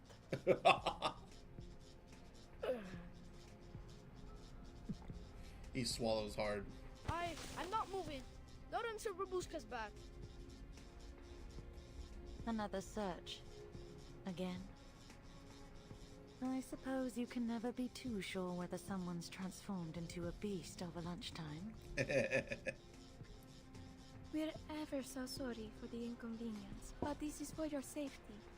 We just have to check whether... Oh, I have something to check too, young lady. Namely, whether anyone on this crew actually has a brain knocking around in their heads. You say this is for our safety, but all you've done is stir up chaos. You ought to be ashamed. If something happens, I hope she's the first to go. The carriage is in chaos. People leave their seats, crowding and shouting. The tension seems about to erupt into a fresh turmoil. Please tell me there was Sonya. That's quite enough commotion, everyone. The officer slides his pistol back into his belt as if it were nothing more than a pen, just a tool. In the uneasy silence, another sound breaks through. Oh, I forgot about him.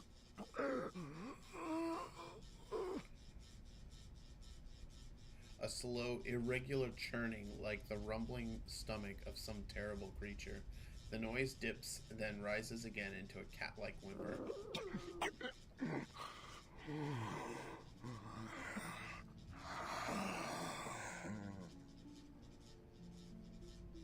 All eyes turn toward the pale-faced gentleman in the corner. What are you all staring for? That weren't me. Footsteps echo. Semmelweis strides through the gathered people at a quick pace, with Rabuska trailing close behind. What are you two doing here?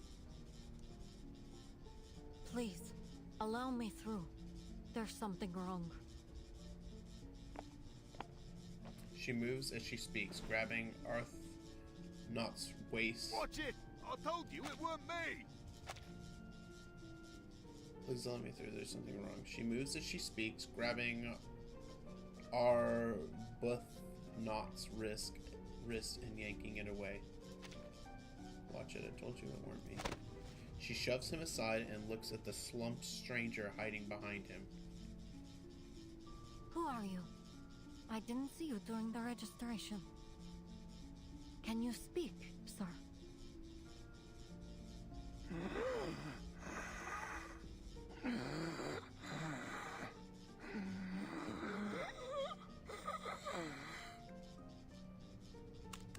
The passenger can hardly lift his face to meet hers.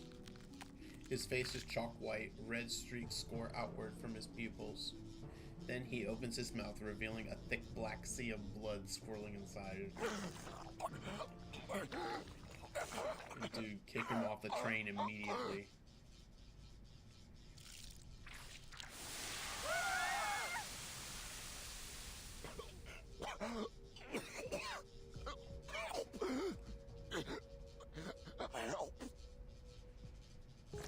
He collapses, choking on the blood, gurgling as he swallows it back down. The investigator kneels and pries open his eyelids. An infected? But this looks nothing like the usual symptoms. A mutation, perhaps?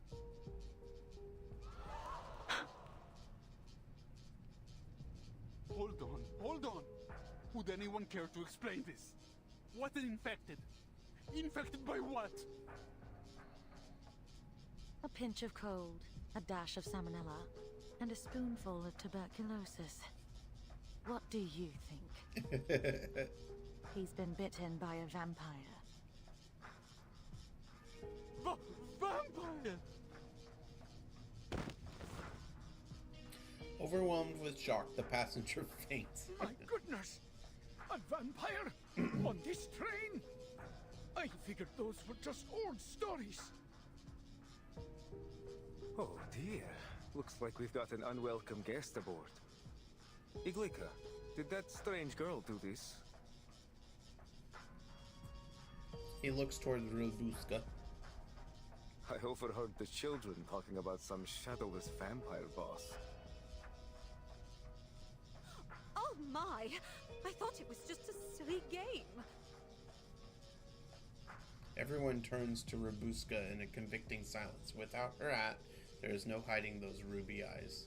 Their fears find a cause. I knew there was something wrong with her the moment she came on board. All that shouting and running about. And look, she's awfully pale too. No, it wasn't me. This isn't a courtroom. There's no use pleading your case. You're going to have to leave the train. After all, we can't have a vampire wandering free on the train full of ordinary people now, can we? You'll have to find your next bite elsewhere, kid.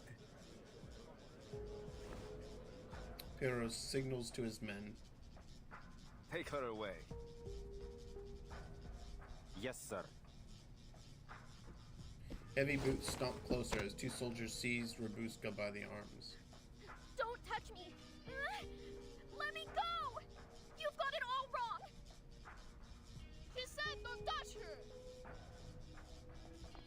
In the next instant, several children rush from the crowd, tugging at the soldiers and shouting. Please, sir, please listen. Maybe it's a mistake. Hey, back off! Whose kids are these? They're interfering with the military operation. One soldier raises his rifle in irritation. They're with me. For crying out loud, you two, come back here. Annabelle! This is grown-up stuff, okay? You've got to stay out of it. The children don't budge. Annabelle clutches a coat hem, looking up at Robuska in panic. In all the chaos, hers is the only face sharp and clear. Run, boss.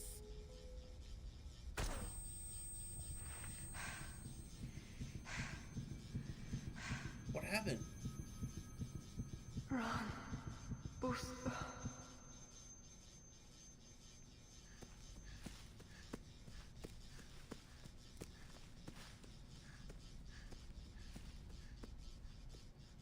The air reeks of gunpowder.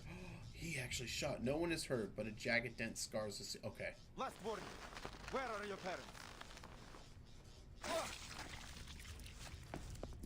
In the chaos, a small figure breaks free and hurls herself at the soldier. No, boss! Robuska! Robuska locks onto his arm, her fangs sinking deep into his skin, sucking as if to drain every drop from him. Put it down!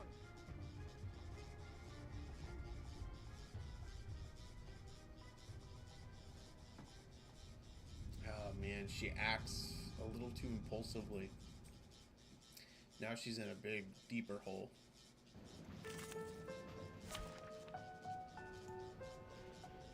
I don't know why Semmelweis didn't do something. Made the job done. Gunshots! I hate gunshots!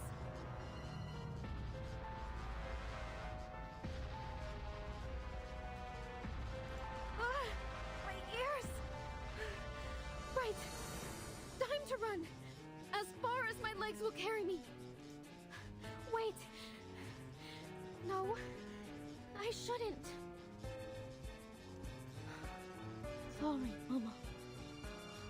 But I'm not running again! Something seriously wrong with her. Those I am sure still warm. Listen. I'm scared. Don't mess with Texas.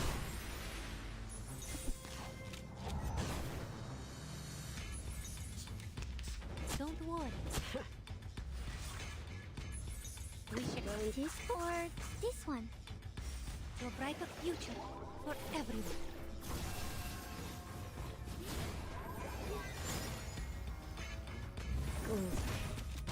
It turns gray. Keep going. For our dream, come.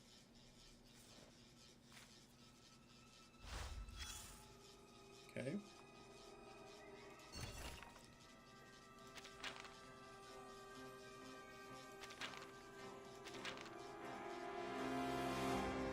Okay, so it just... Okay.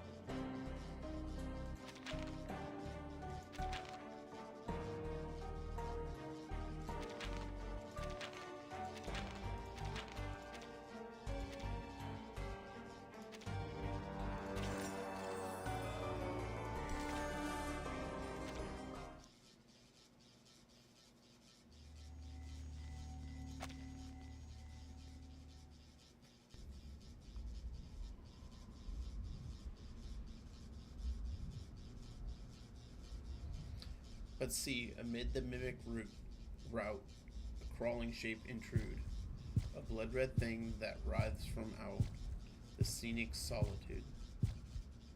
It writhes with mortal pangs. Edgar Allan Poe, the conqueror worm.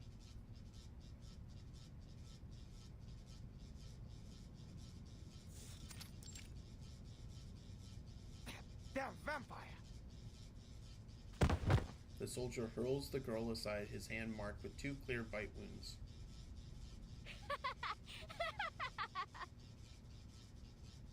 She bares her teeth, fangs dripping red. Look who's going to be a damn vampire now. Guess I'll have a little company in that cell.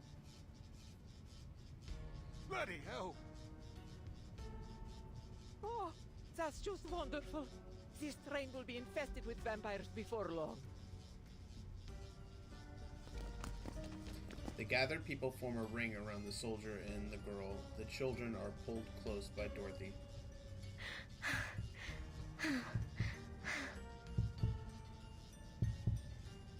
Heat surges through her body, her heart pounding faster and faster.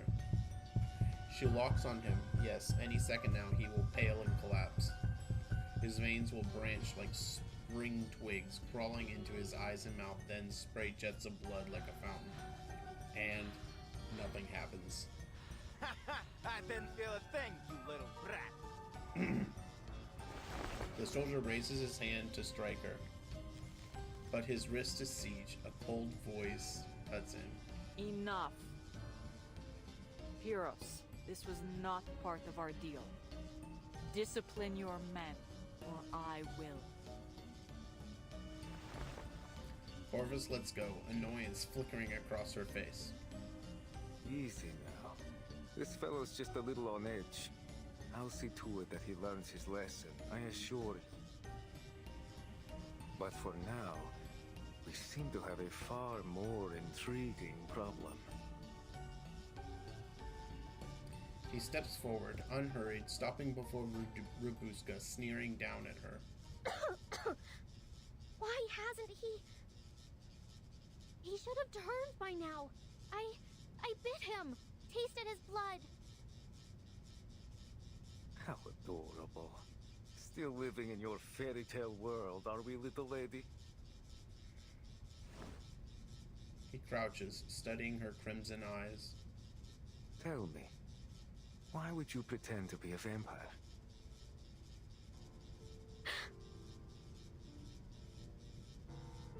Her lips tremble. Suddenly she feels cold. I'm not pretending. I am. Come now. Those little tricks. The red eyes, no shadow. Very clever. Quite the flair for theatrics, in fact. But I've come face to face with real monsters, little lady. And you're not one of them. You may be human or arcanist. But a vampire? Oh, not a chance. Interesting. I never expected that. What? I don't understand what you're saying. Rubuska tries to shrink away, but her shadow beneath her quaking feet betrays her. Look! Her shadow! It's moving!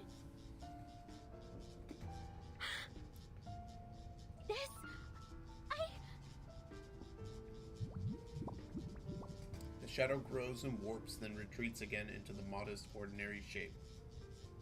She looks at those around her, finding suspicion, distance, pity, emotions that weave into a suffocating trap.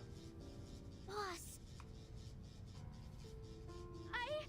No, I'm telling the truth. The words tumble out quick and desperate. I am the youngest descendant of Dracula himself, daughter of Arnold VI, the greatest knight ruler of our time. Together we defeated Conrad the Wicked and his monster of a son, and then the war came. It tore apart our home, and only I survived. Me, Rubuska, the vampire. The shadowless, the unbleeding, the unwoundable. Her eyes shine with madness, cheeks flushed rose red by fevered daydreams. I crawled over mountains of corpses, waded through rivers of blood, ran between fire and screaming shells. Everything and everyone's gone except me. I lived. I carry the strength of my father, mother, sisters, and brothers. Their blood runs through my veins. She falters, panting, her gaze full. I'm the powerful gaze full of near hopeless yearning. I'm the powerful, deathless vampire Rufus. Her legs give way, body crumpling like her bones are gone. The officer lowers his rifle butt without expression, hauls her up by the arm, and drags her aside. Unbelievable. She sure knows how to give a speech. Bring her to the warehouse at the station. Keep her in a separate room. The unconscious vampire is thrown over soldier's shoulder and carried off. This is too far, Pyros. She is not a vampire. No, but she pretended to be one, didn't she? And she obstructed my man's duties. Besides... He looks over at the passengers who fainted on the floor, his voice rising. With an infected on board, we can't take any chances. Until we're sure there aren't more of them, the train will have to be kept under quarantine. This is my train. We will handle this my way. We must reach Budapest on schedule. We don't have time for this. So, you'll handle it, will you? After letting a vampire slip right under your nose and still having no clue where it is? Pyros shrugs toward the whispering passengers, glancing toward the conductress with doubt. This is utterly unacceptable. To have all these delays and let a vampire on board Shut of up, all bitch. things. Maybe it'd be better if the army just took over. At least they seem to know what they're doing.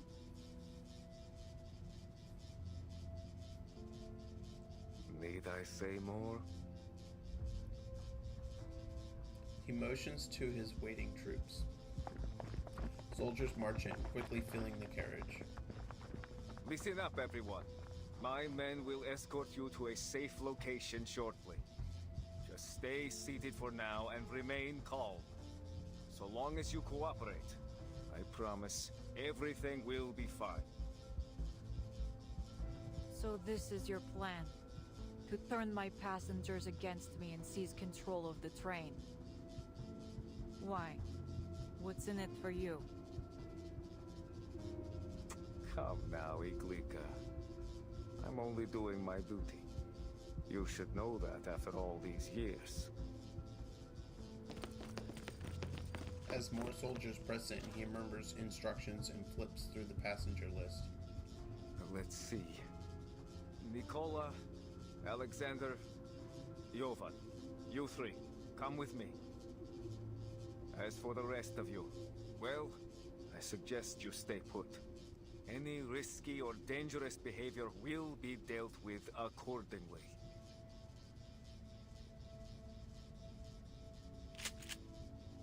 Semmelweis keeps her eyes trained on the armed men, but maintains a low profile. Something's not right. If that man truly is infected, his symptoms developed much quicker than any case I've ever heard of. She opens her palm, staring at the dull badge etched with the mark of Manus Vindictae. But he also made a fair point. With all these civilians in a confined space, if another infected shows up, it'll be a massacre. Is this what you wanted, Manus Vindictae?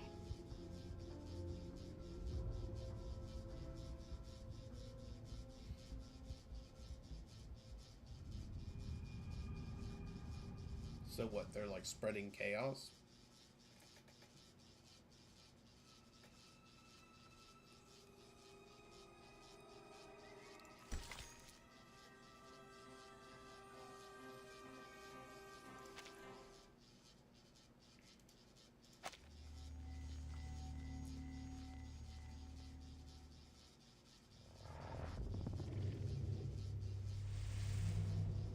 Maggots. So many of them. Wriggling, squirming, fighting. I know they've rotted away, but their bodies have melted into the mud. I know that.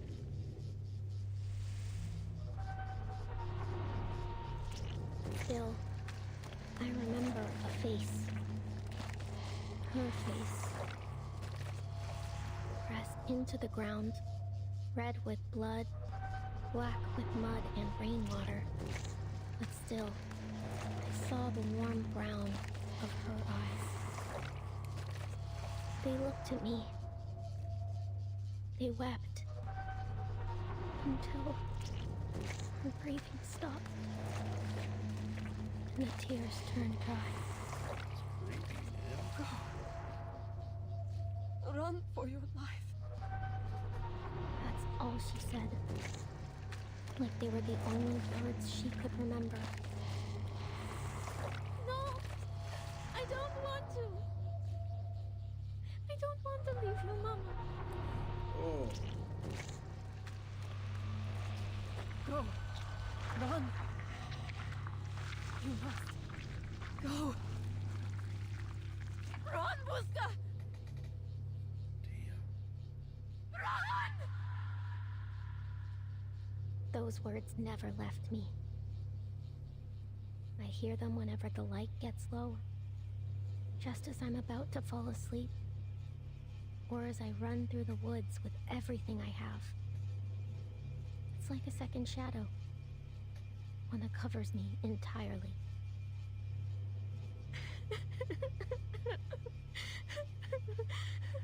Mama. No. I cried. I bawled. What else could I do? Run. That's what. As far as I could. As fast as I could.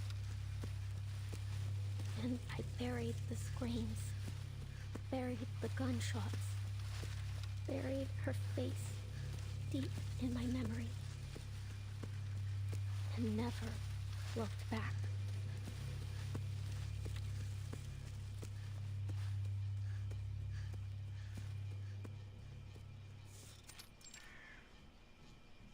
There. You go. That go. Now, Kalia. You've grown a lot, haven't you?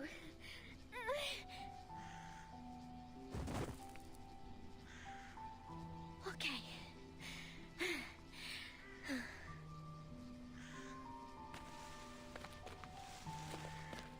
And last.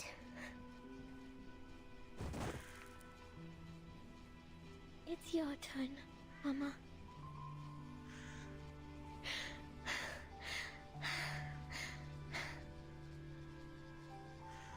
The guns and strangers who wielded them have gone for now, leaving behind fields caked with blood and bodies lost to eternal slumber. When all settles, the village is nothing but a scorched ruin. The girl buries her family together in a nameless pit.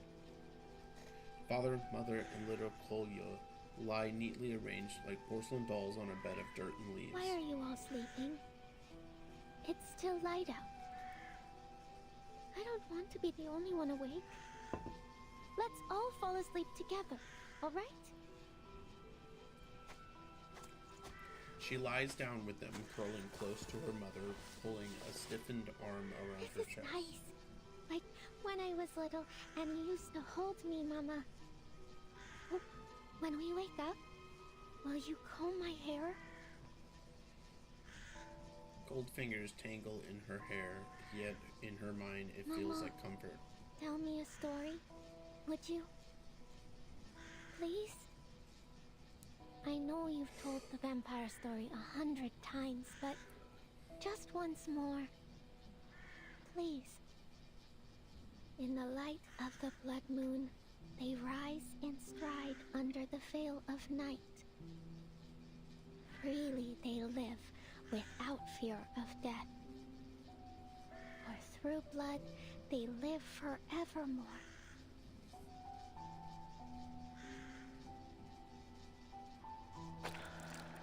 Her breath is shallow, consciousness slips away with whispered stories as her eyes close and she falls into slumber.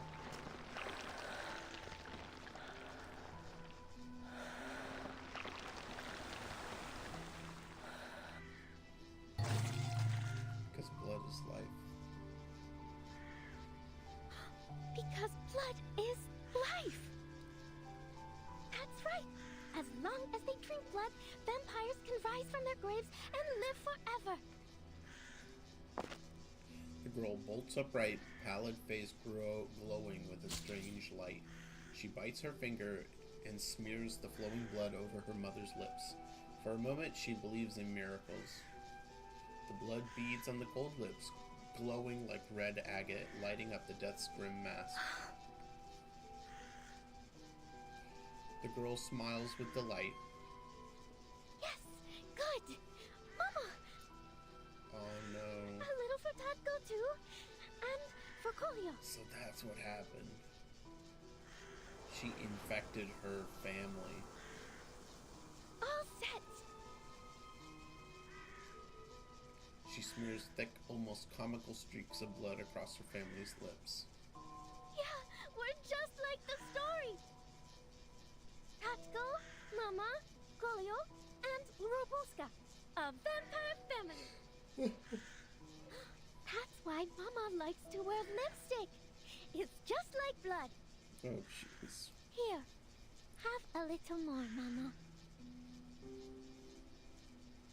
She caresses their faces tenderly. Am I a clever girl? I figured it out. Now, we'll all wake up soon, right? I know it might take a while, but I'll wait. Don't worry. I'll be right here, watching over you. A breeze lifts, a bird's cry drifts in from afar. The girl looks toward the scarlet-red sunset, sniffs, and raises her tiny fist to the sky. Don't even try to touch my family! You hear me? I'm Robuska the vampire, descendant of Dracula himself. I'll rise in the light of the blood moon and stride under the veil of night. I'll live freely, without fear of death. I'll watch over my blood forever and ever. Forevermore. Her vow is sharp and unyielding, the fiery voice of a young but powerful child of ancient and noble imperial bloodline. Who's there? She looks down again, and the illusion breaks. Cold blood dries on the rotting faces, their mouths bent into grotesque smiles. Kolio, what happened to your clothes? Mama's going to be mad at you. Their eyes are milky and puckered dry, bodies cold and sagging, gray faces gone, blood-soaked and tattered clothes, the last vestiges of their identities. Mama, wake up! Please, please hold me! No! No! Mama! Tatko! She screams, ripping cloth, scrubbing furiously at their faces, but the flesh gives way like ripened cheese. You're not dead! We're vampires! We can't die! Her rough wiping tugs at their mouths, barely sparing smiles soaked in blood. Laughter swells, spilling from red lips, from the sky, from the corpses, howling echoes like 1,000 bells ringing at once.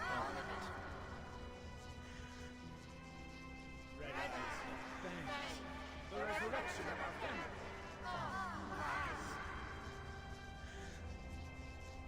No! Terrified, she runs toward the distant red sun. No matter how far she goes, the laughter seems to chase her. Off you run! No! Run, Robuska! Run!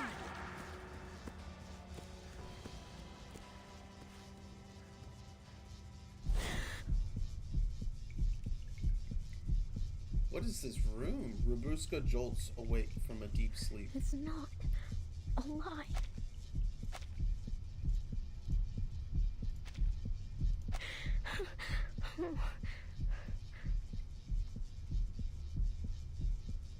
Her heart slows, her eyes adjust to the dark.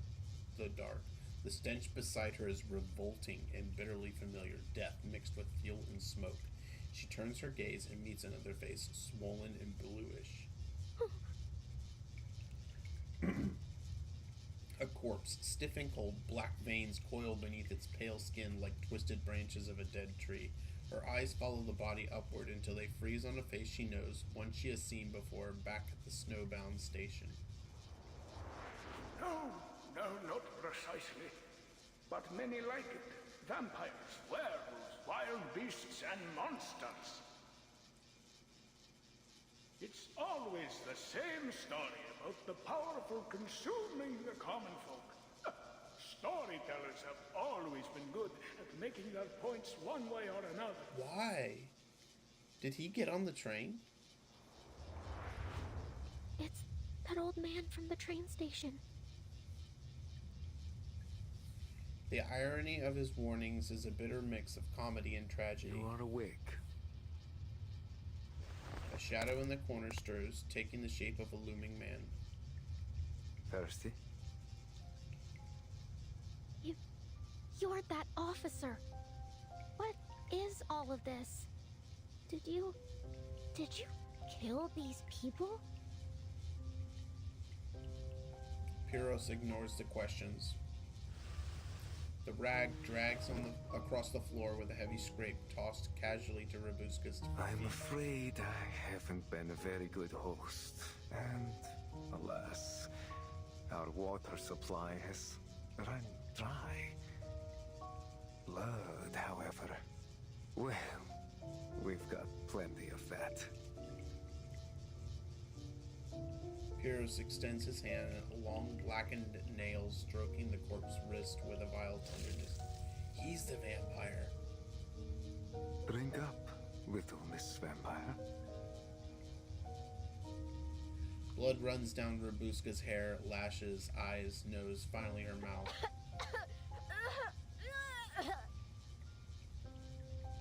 Her nose fills with the stench of blood. She collapses halfway to the floor, retching violently.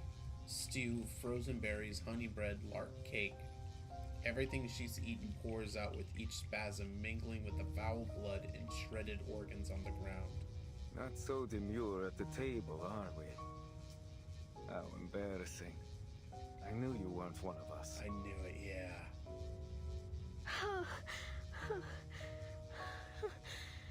You. She lifts her pale face and meets the man's horrid gaze. His eyes were pure crimson, flawless like a sea of blood flowing under the moonlight. An undeniable bloodline, an undeniable identity. You're a vampire too? So, when they stopped the train, he bit someone. I think that's what happened. Through and through. But you, it seems not to be so. Still lost in your dreamland, little imposter. Don't call me that. My family, my blood, they'll rise from the grave soon.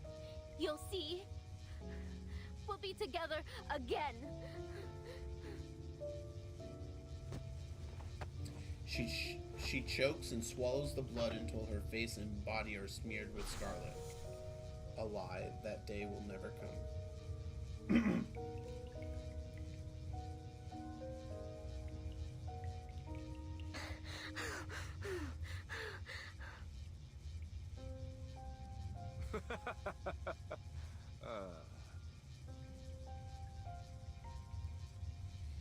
The man cackles. Aren't you a sorry little thing?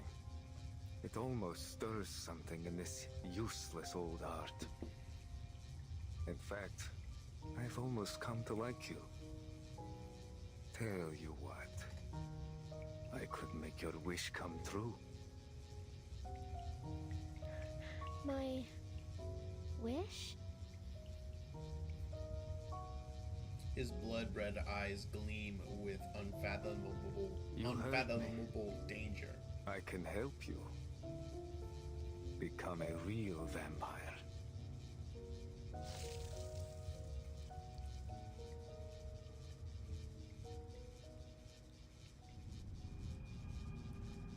Yeah.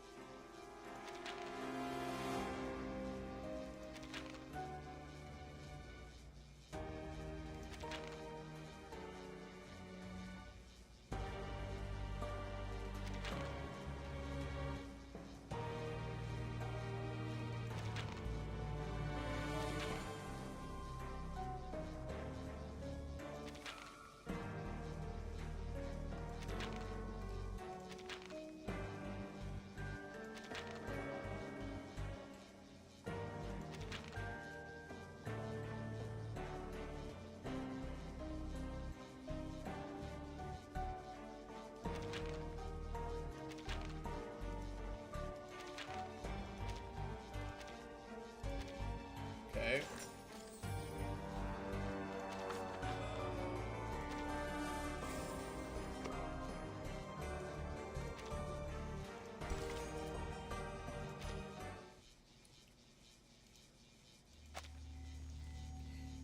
Winter Fright Night.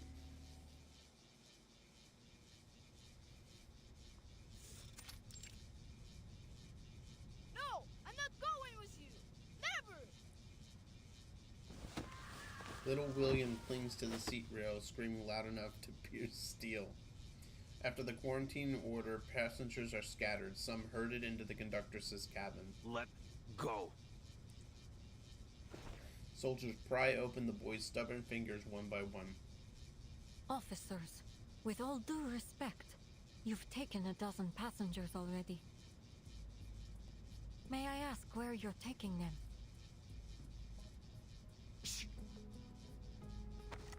A rifle raises, muzzle aimed at the boot now wedged in the door Step back, frame. ma'am. Nobody leaves the carriage until quarantine is over.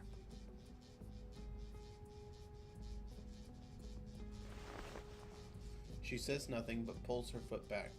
Thank you. Just work with us, please. And soon this will all be over. The soldier slings the boy under his arm and marches off. Annabelle! No! The heavy lock clicks shut, leaving only anxious passengers and stone-faced soldiers. No food, no water, and no idea how long they'll keep us. This isn't separation, it's imprisonment. Worse than that. At least prisoners know their sentence. They took William and Miss Dorothy.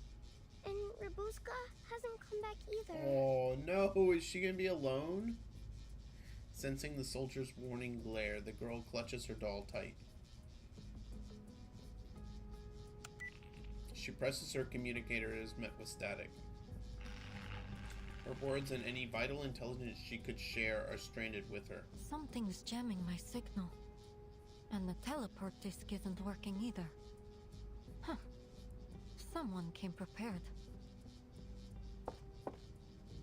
Semmelweis approaches the door and peers through the window into the next car.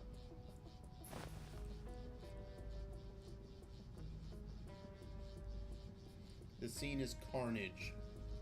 The once opulent carriage is a spectacle of disaster, its walls painted with blood. What on earth?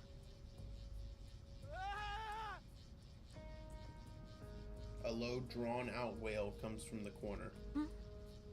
Seems a little early for that soldier to be back. What the? Everything all right? Ah, idiot. Better go check on him. The soldier stiffens, lifts his rifle, and hurries away. He's gone. Conductress, I think it's time you and I had a heart-to-heart. She steps up to the conductress, blunt and direct.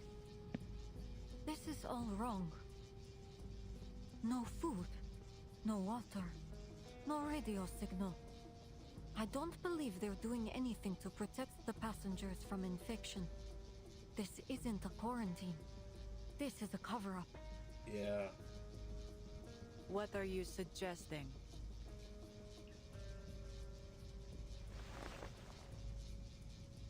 The investigator reveals the badge in her hand. This insignia. I believe you have one just like it. That's what you were sniffing around for. It belongs to an organization I've been tracking.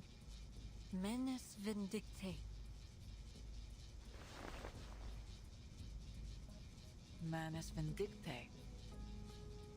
Okay, so she doesn't At know. first, I thought you were one of them. Yet, here you are, locked up like the rest of us. Perhaps Pyros doesn't trust you all that much. Corvus's look of confusion, certainly genuine, serves to confirm her suspicion. The Menes are a group of extremist arcanists that take pleasure in chaos and despair. Heartless bastards. Every last one of them. Never heard of them. The badge is Pyrrhus's. Some kind of identifier for his men. Yeah. Okay. When I took this mission, our intelligence suggested that the vampire I'm after may be associated with Menes Vindictae. If Pyrrhus is working with them, he could be working with the vampire aboard. It's possible, indeed, that he could be the vampire himself. Okay. She's figured that out. Pyrrhus is a vampire. Oh, ho, ho, ho, ho. Why wouldn't you say anything? No more evasions and equivocal answers. The conductor calmly reveals the truth. We were comrades in arms once. One of the most capable fighters we had. Clever, composed. He always made the right decisions when it counted. I would never have thought he'd be involved with such an organization. I'm afraid it's almost certain that he's the vampire Menes Vindictae had sent to this train. At last, a lead. Semmelweis breathes a long, drawn-out breath, letting the weight fall off her shoulders. Now that things are out in the open, do you have any idea what happened to my squad? The reply comes with a resigned shake of her head. No, I haven't seen any of them. I'd know. As I've said before, this isn't the first time we've had the Foundation aboard. Last time there was a confrontation between them and some other arcanists. Sometimes, I think causing trouble might be our primary mission. Yeah. But let's return to our vampire. I'm still not certain what Menes Vindictae is up to, but... That vampire infection couldn't have been a coincidence. Someone meant for it to happen. The conductor sneers, her fingers tracing the silver engraving on her pistol. I've known Pyrrhus a long time, but lately he's been strange. I usually wouldn't attempt to interfere with his business. But these are my passengers, my train. Ooh, okay. Glad to see we're finally on the same page. So, conductress, can you get us out of here? Haste makes waste, investigator. There's a loose thread I'm waiting for. Then we can pull all of this together. What's the loose thread? We're long past the point for patience, if you ask me. What? A bloody hand slaps the window, smearing crimson streaks down the glass. It scared the shit out of me, man. Another infected. What was that about haste makes waste, conductress?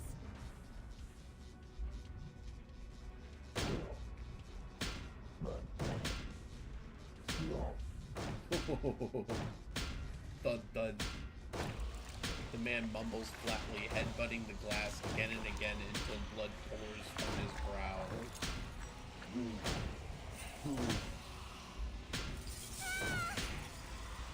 Don't let Annabelle be hurt.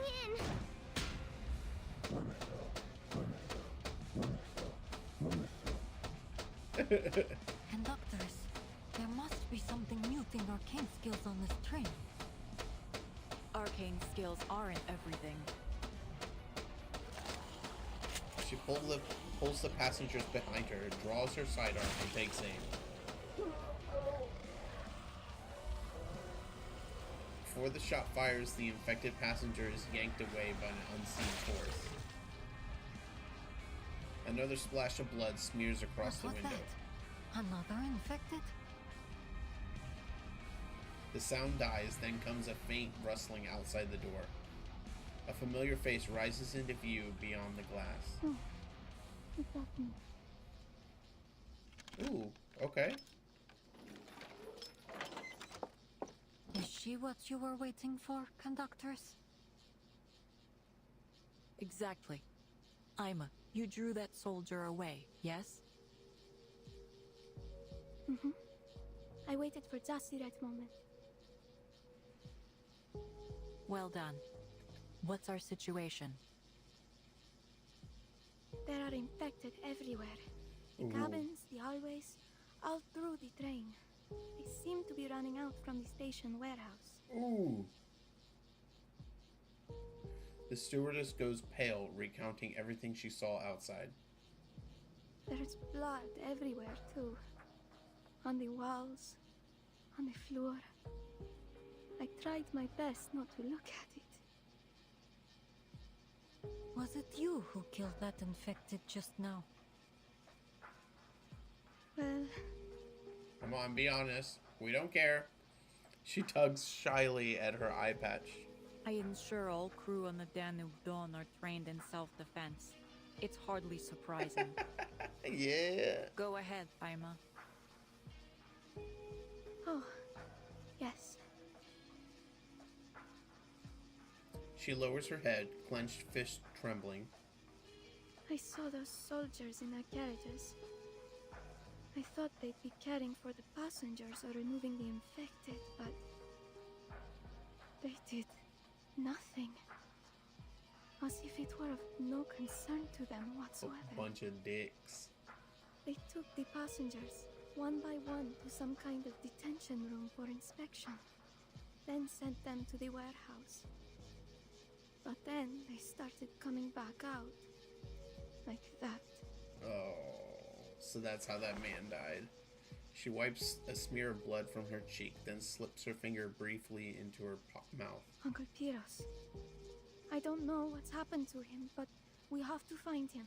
And kill him. I see. How many soldiers remain aboard the train? Not many.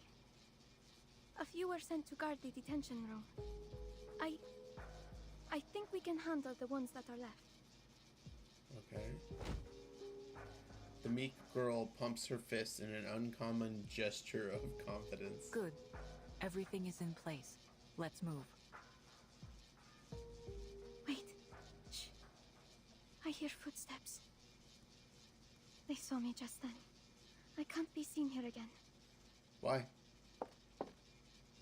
Ima's eye darts around before she ducks behind the curtains. Then the door is opened forcefully. Damn it. This is getting out of hand. I'll bet.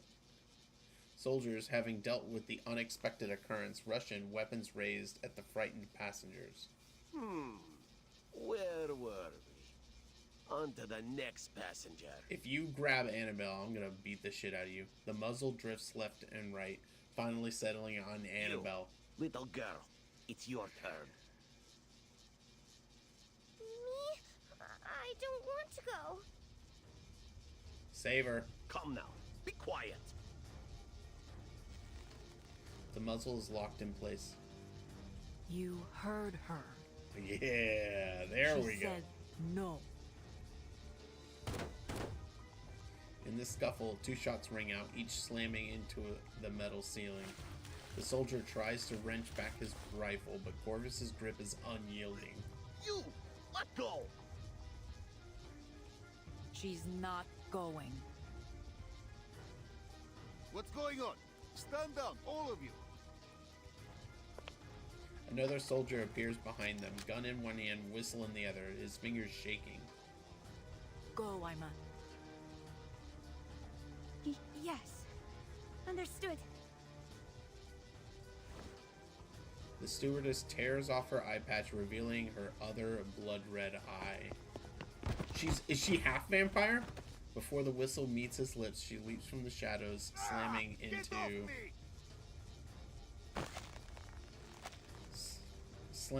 him. In a second, her arm snakes around his neck. Apologies for the shock, but thank you for the gun and whistle.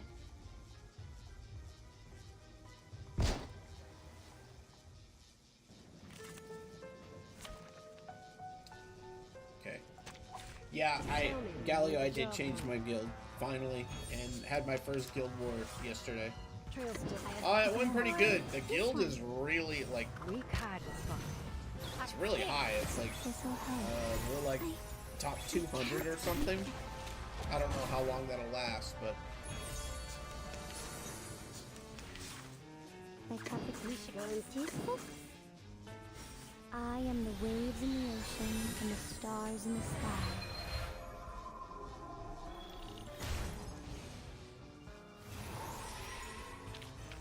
Don't act surprised. It's just another day on the job.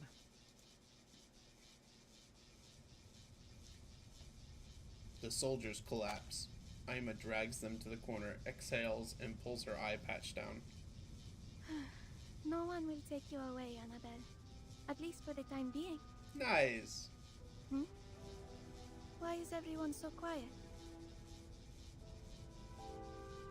Passengers stare in slack-jawed silence. The girl runs up, tugging excitedly at her skirt. Red eyes? Fangs? Are you a vampire too, stewardess? Oh, I didn't see the fangs. Oh, well, yes, I am. But don't worry. It won't affect us That's in cute. any way whatsoever. I never thought that. But your other eye is all clear and blue, like a lake, not red at all. How did you do that? I'm Yeah, not a pure just as blood I thought. vampire. She's half vampire.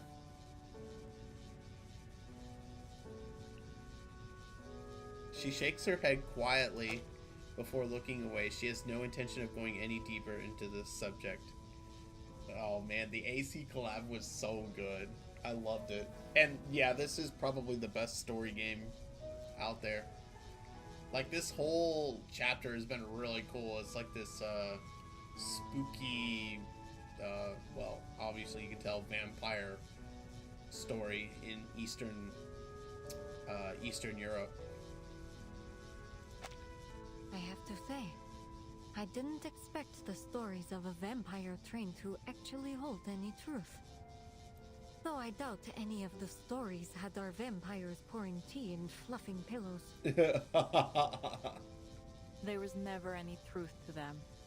Ima may be a vampire, yes, but she's never done anyone harm. Okay. Then, oh, earlier, in the forest. So the reason why she calls him uncle is because he's actually her uncle? I wonder if that's the case. And not just like a fake, like a relative that you call an uncle, like a person that you call an uncle just because you're close. She recalls the night in the snow with the two of them pressed close together. So what was that? Yeah.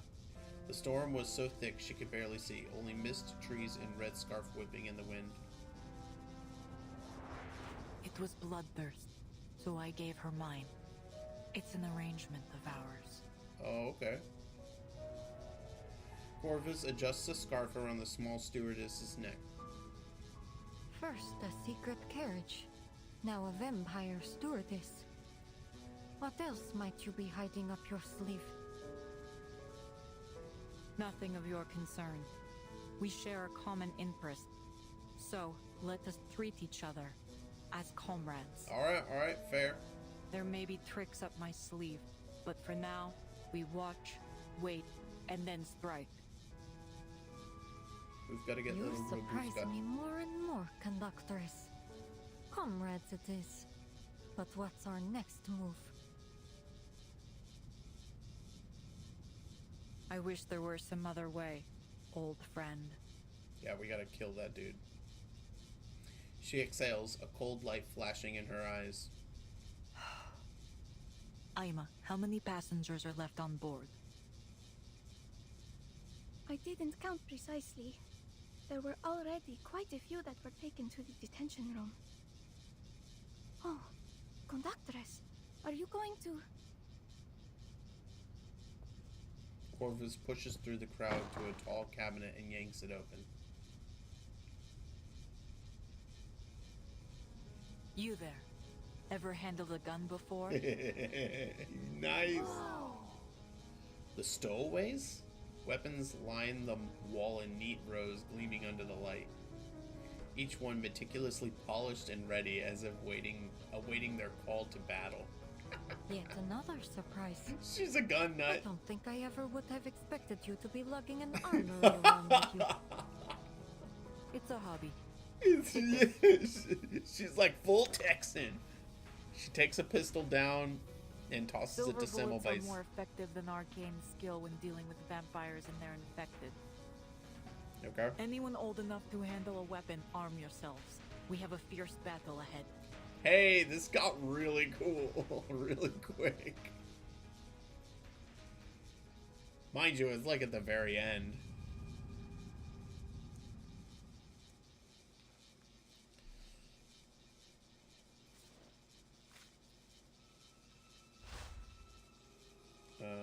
I didn't see this.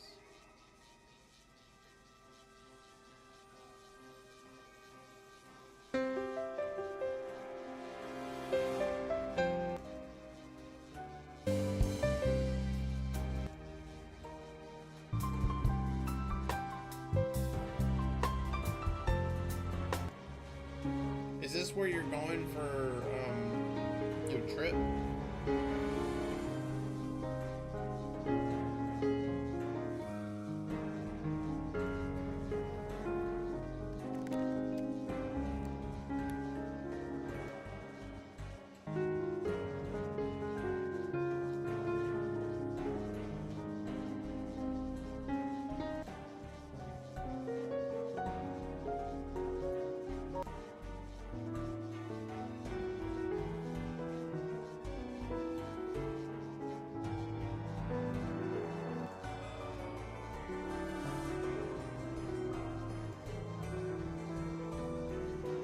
People talk about how they bike a lot in European cities, but like I see, where is it? I see bumpy roads like this, and I'm like, man, this gotta suck. Biking through that. I don't know, maybe I'm wrong.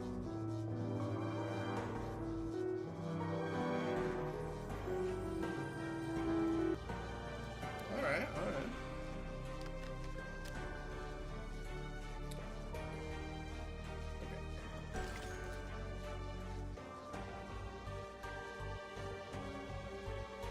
Is that Annabelle? Wait, no. Who's got the teddy bear?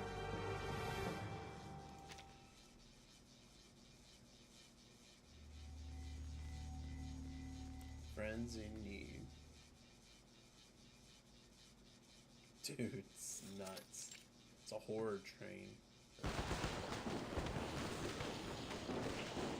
Gunfire erupts. In less than half an hour, the train turns into a battlefield.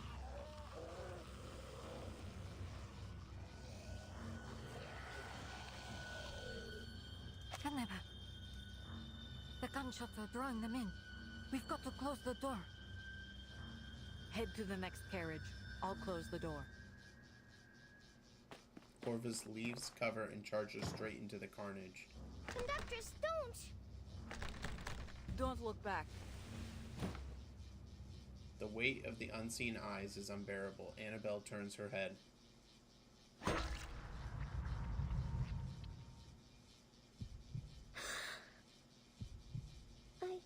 I want to go home. Come on, Annabelle. Stick it through. I tried to warn you.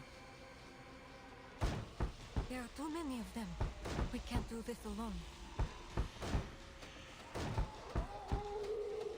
Yeah, that's the dude who was infected a long time ago. From outside, more infected swarm in, spreading like a plague of locusts through every car. Cries of panic and bloodlust rise and fall. We have enough ammunition, but not enough hands to fire them. There is still one option left.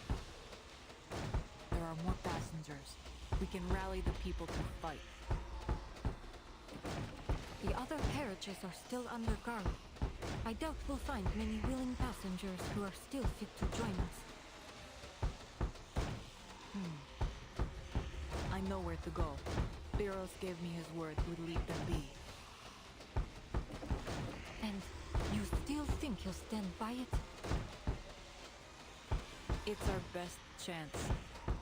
As for whether he has kept his promise... She steadies her breath, aiming at the door buckling under the assault. We're about to find out.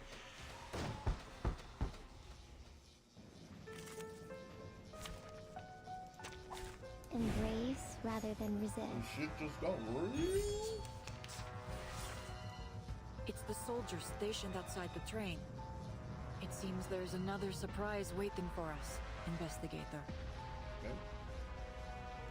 More like a shock. That's them! Devon's taking out our men! Stop them! I admire trails just right. Get Or rid of 'em, this man. one. Sharp Fang. The trail was all too obvious. Like a metaphor?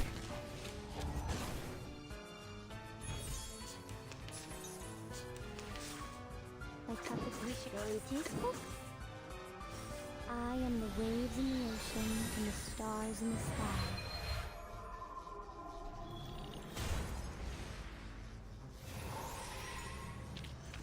Don't act surprised. It's just another day on the job.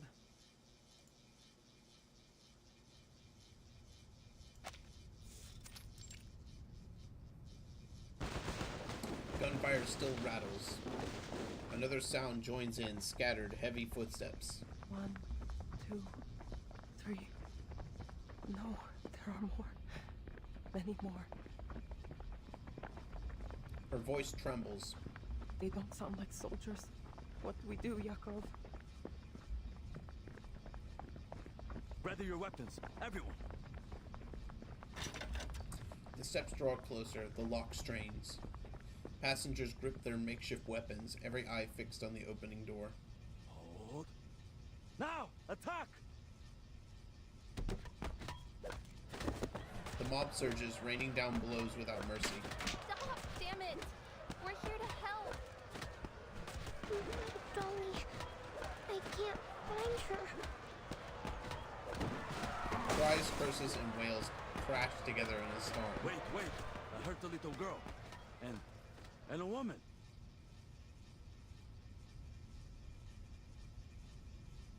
The little skirmish finds a belated end. A makeshift militia appears before them, young and old, bed-decked in piecemeal gear. Everyone, please lower your weapons. We'll give you real ones. There's really no need to be at each other's throats each time we meet. It's that investigator. She's back. And the conductress. Corvus steps forward, adjusting a tilted hat brim. Excellent. You're already prepared to protect yourselves. I'll make this short. The train is surrounded by vampire infected. We need your help to defeat them and get moving again.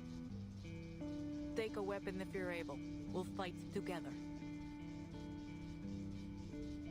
The stowaways and the passengers glance at one another. Silence holds for a moment.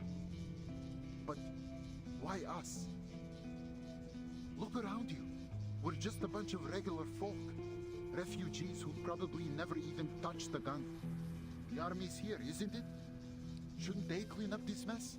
They're the ones that are the And problem. say we risk our lives to save other people from these infected.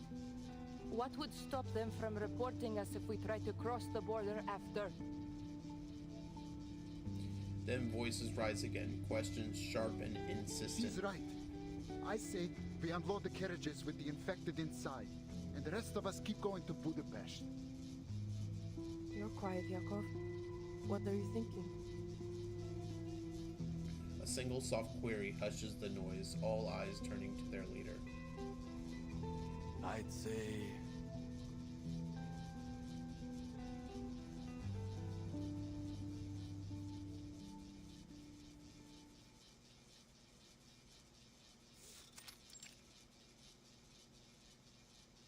The other isolation car is quieter. Only distant gunfire breaks the silence, like the front line of war. This is all getting rather... Oh, you gotta be kidding me. The old nice man got turned into a heaping mess of a vampire, but this bitch is still alive. The woman sets down her porcelain cup in a rattle, yet she maintains an utter state of composure. Gunshot? No, another bleeding war.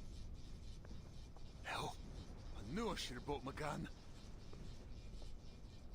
The gentleman scans around them, his pupils twitching. So, this is it. My career's turning point. Magazine editor turned combat correspondent. Okay, that was good. The editor finally closes her notebook, moving to the door for a peek. Dude, it freaks me out every time. A bloody hand slaps against the window. Oh my, what on earth is that? More of those infected. Wasn't aware you could mass produce such a thing. The editor peers out further toward the soldiers' camp. Men rush back and forth, shouting, waving, losing all sense of order.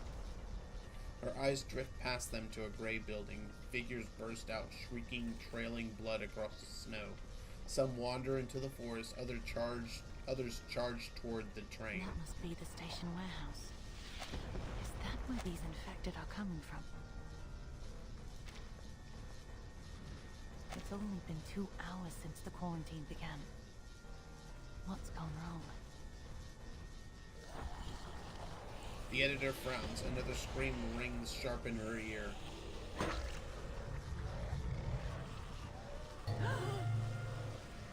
Oh heavens! I've never seen such a thing in all my life! Go join him. Huh?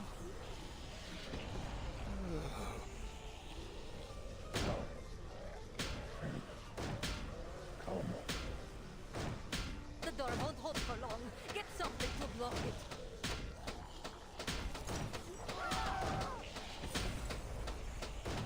What are you all standing there for? Get out of the way.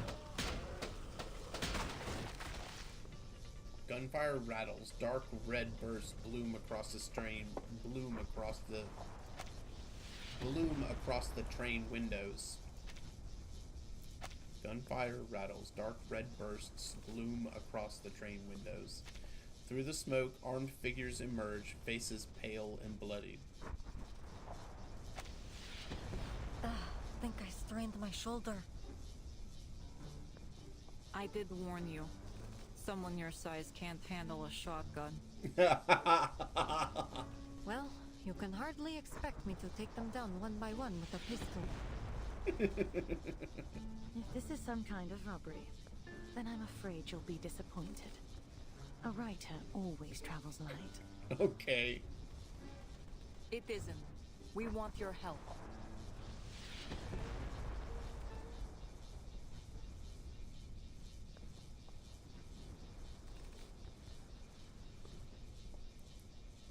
That is all we know. Most of the soldiers stationed here have been infected. Many passengers have become their captives. It's thanks to their help that we made it this far. She nods toward the refugees beside her. just repaying a favor. Think nothing of it. She's helped so many people get to Budapest and asked for nothing in return. She'll have her support no matter what. An extra carriage. They look like they just climbed straight out of the trenches or something. Oh, don't be a judgmental bitch.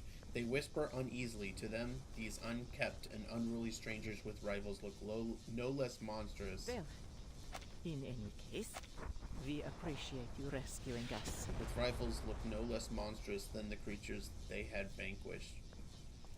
What? Sonya coming in? Being the nice one? Once we arrive, I'll be sure to arrange for gifts to be sent your way. That won't be necessary, ma'am. Just stay close and we'll get out of here together. Pardon my confusion. You mean to say we're to leave this carriage? Yes. We need to see if any of the passengers are still alive. What? You're not seriously asking us to fight those soldiers, are you? Infected soldiers, even. Coward. The noise doesn't stop. In the chaos, a child squeezes out from the crowd. Miss Conductress, is Robuska there too? I still haven't seen her. Before Corvus can reply, another voice cuts in. Robuska? You mean that fake vampire? She was one of the first ones they took away. Fake vampire? But she has red eyes and pointy teeth. Don't listen to her. Robuska is a real vampire. Are you one of her familiars too? Come on, let's rescue her together. That's so cute. Yes, let's. He protected us. I have to pay her back. We pinky promise. Children, aren't you afraid of those monsters inside? Never. The bold, if childlike answer surprises everyone. See? Even the kids have got more guts than you. Oh, shots fired. You. I don't think it was directed at her We're though. trying to get out of helping, but we ain't got no weapons. What do you expect us to do? Fight them off with knives and forks? Nope.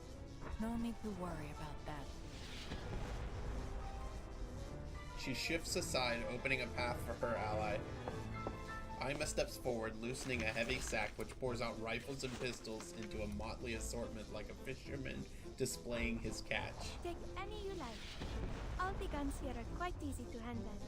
I picked them up myself. An FN model 1910, and this is a Mosin Nagant, and a Mountain C96. He's so excited. The gentleman lunges into the pile with boyish glee. This one's excellent, consistent firepower. But this beauty, she's got a smoother pump cycle. Lovely for follow-up shots. Will the fighting ever cease? The old woman sighs, then hardens. Her gaze turns ice cold. All right, just pick one for me. Something with some punch. The grandma got better. She's no longer a jerk.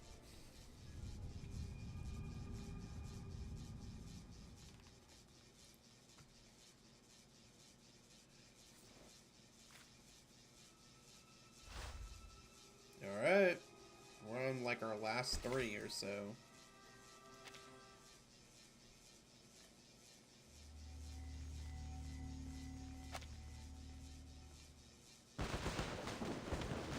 Against the rattle of gunfire outside, the warehouse seems unnervingly quiet.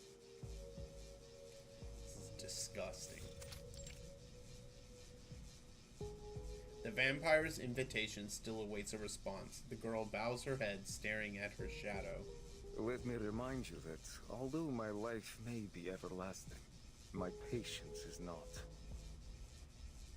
I have to say, your hesitation is disappointing.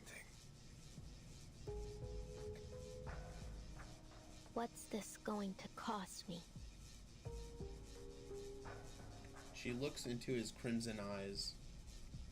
Every time I've been offered any kind of gift in my life, every time I've even come close to something, it's either been taken away from me or turned out to be a complete fraud. So, sir, which one is it? Neither. Because I'm not offering you any gifts, only an alternative reality. All it takes is a drop of blood and little bravery. Because there's a good chance you'll end up just like them. He lifts a limp arm, waving it at her mockingly. A small ask, I'm sure, for someone such as yourself. What's a little risk when your dreams are so very close?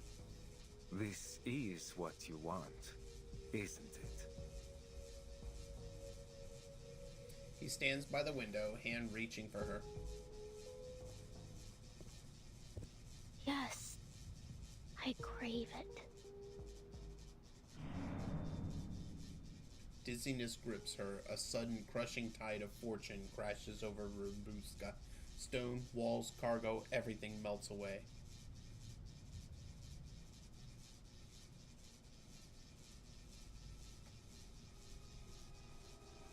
She stands in the middle of the cemetery under a blood moon. Yes, the same damp cemetery her mother described 1,000 times. Before her looms the vampire Peros, cloaked in black like an ageless shadow. I can read it in your eyes.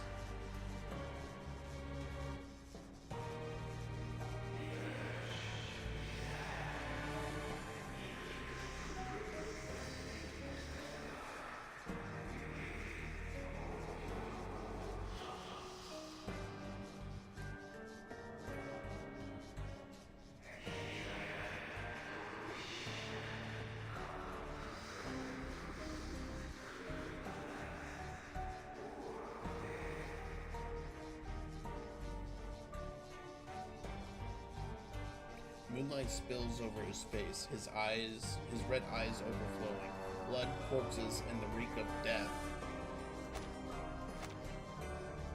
Blood, corpses, and the reek of death reflecting in them. She sees more than that. Their dead eyes meet hers in the reflection. Choose, they whisper. You cannot refuse us, just as you cannot refuse your past. What do you say? Faces flicker before her, mother, father, brother, and comrades. It is a chance to see them again. How could she refuse? Yes.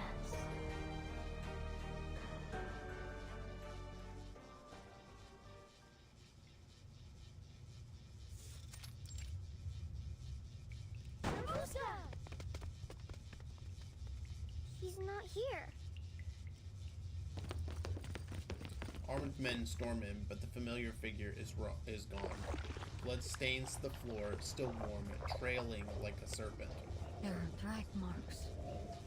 Seems they've transferred some of the captives. Yellow light cuts across the room, shadows twitch in the corners. A familiar voice whimpers faintly.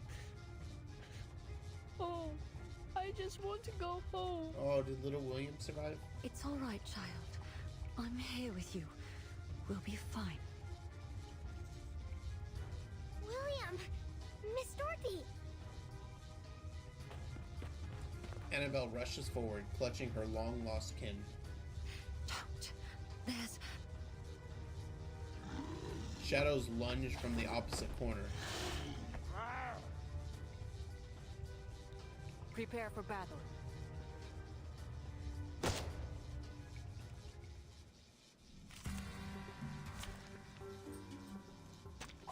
Just tell me when you need the job done. Hooray. Billy's tail's still warm. This'll help. Weak hide is fun. Sharp fang. Don't waste my time.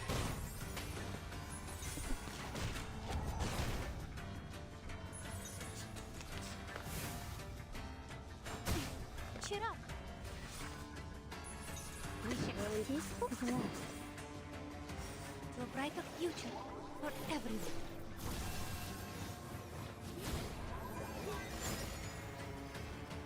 Go Mystic Texas. Now, to preserve this memory in our dreams.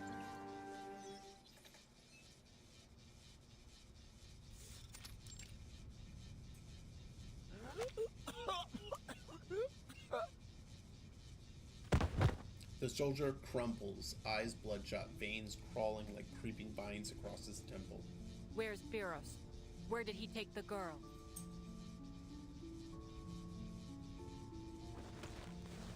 She seizes him by his bloody collar.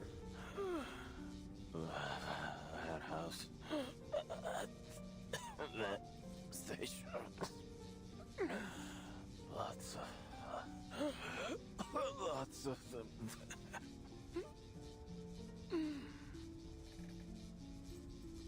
He coughs, words slurred, gurgling. Did he do this to you? Yes.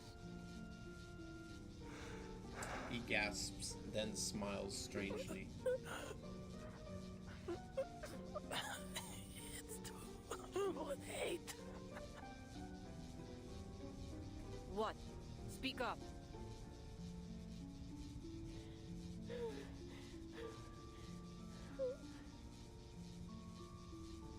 A cry rises in the distance.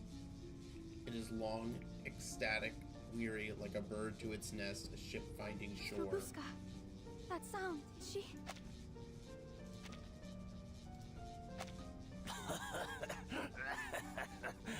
It's too late. Soon.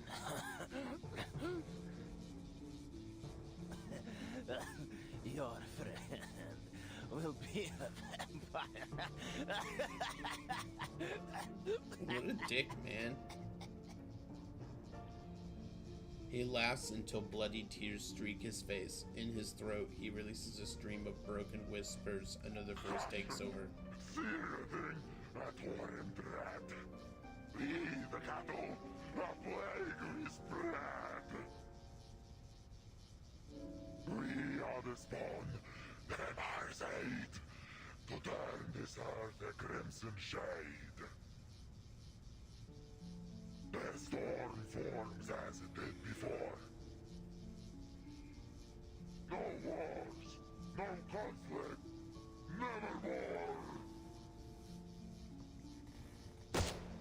A gunshot, blood sprays.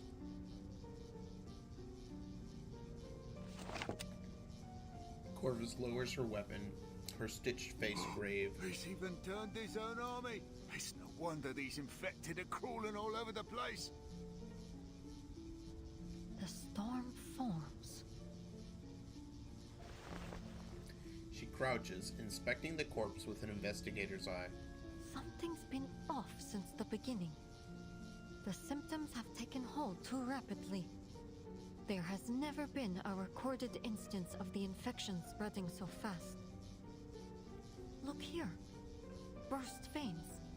Pupils so dilated they almost cover the entire iris. The infection's been accelerated. In other words, these are no regular infected. They're the failed product of a different kind of transformation. One task at a time. Come, we need to find Robuska.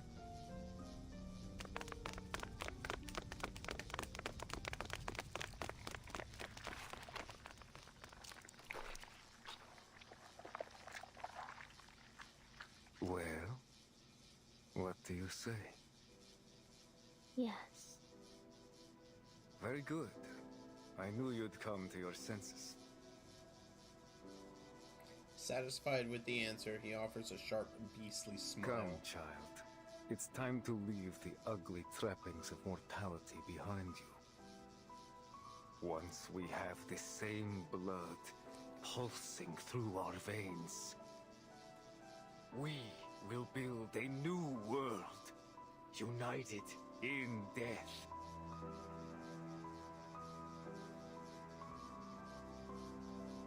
This is the bloodline she has longed for. Mama. Tatko.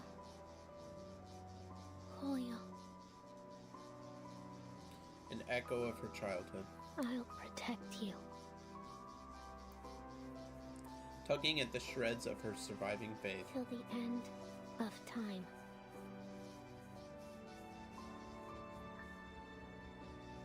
The next second, shadows surge like a black tide. A shadow?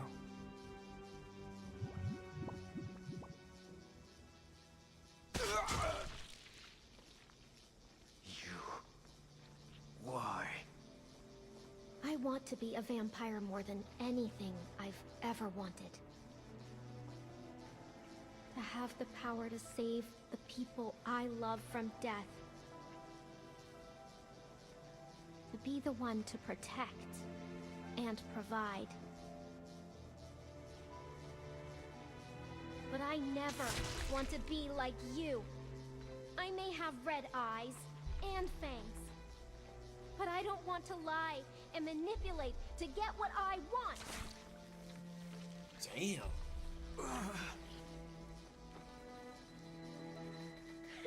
Did you really think I'd just surrender? That I'd take the easy way out? My family wants me to live. So I'll live, damn it. Live until the smoke clears and the sky turns blue again. Till the rain puts out the fires and the primroses bloom in the forests of Stranja. I'll live till my friends grow old and gray and wrinkly, till my family comes back. I'll live. We'll all live. And you will rot in your grave. You wretched bastard! Yeah, yes! That was awesome!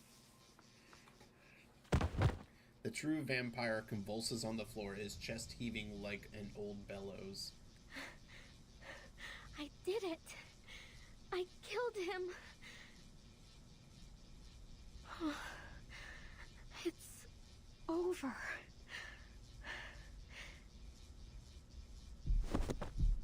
Rabuska settles on the floor, feeling her heart pounding louder and louder. Have to get back to the train. Have to tell them. She scrambles back up and staggers toward the door. She knows her friends are still waiting. Before she can cry out, her body is flung through the air and slams to the ground. Don't tell me you believe those bedtime stories. Pyros stands, his face twisted into a grotesque look of sinister joy. How? You should have... Died? Don't be absurd. Listening to that silly little speech was more painful than any stake to the chest. Let me guess. You brought holy water. And garlic too? He looms over the girl, dismissing her attempt with a wave of his hand. An unseen shadow coils around her throat, tightening and tightening again. Those legends were merely that.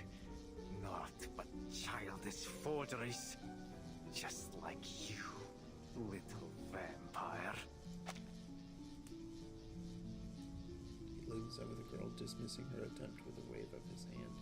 An unseen shadow coils around her throat, tightening, then tightening again.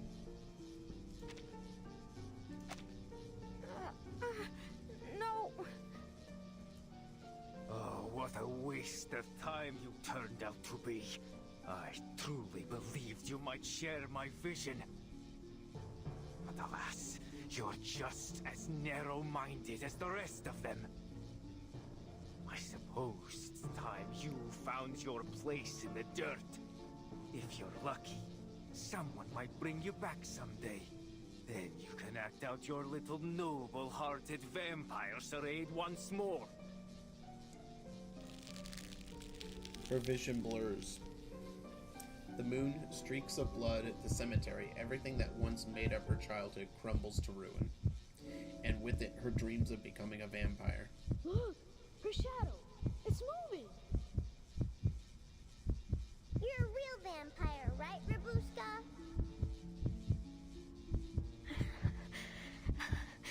It's not a lie.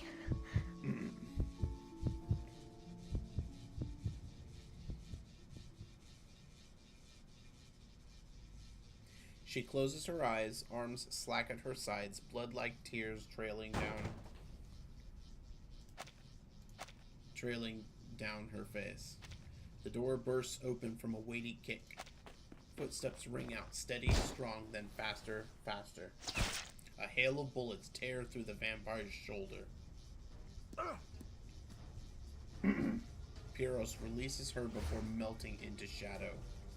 Air floods back into her lungs. A familiar tall figure comes into focus. Rabuska. She crouches to reach the girl. Glimpses of relief and concern pass over her patchwork face. Finally, we found you.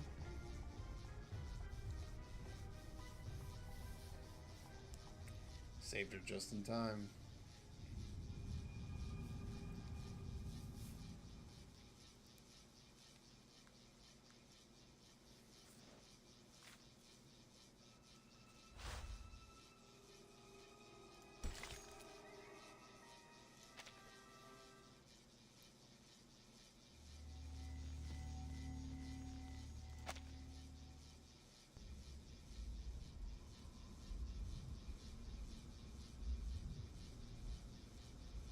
My blood flows across the city as fresh from a battlefield.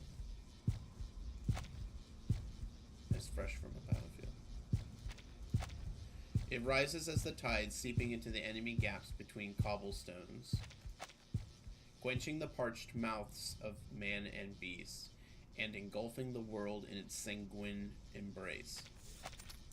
Charles Baudelaire, The Fountain of Blood. A surge of friendly faces rushes to Rabuska's side, surrounding her. What are you doing here? I thought you'd never want to speak to me again. She has friends. That's not true. We like you, even if you aren't a real vampire. We saw it all! Whack! You put a big gold stake right through the monster's chest. So you're not a vampire. You're even stronger. The crowd closes in on Rabuska, their warmth flushing her cheeks red.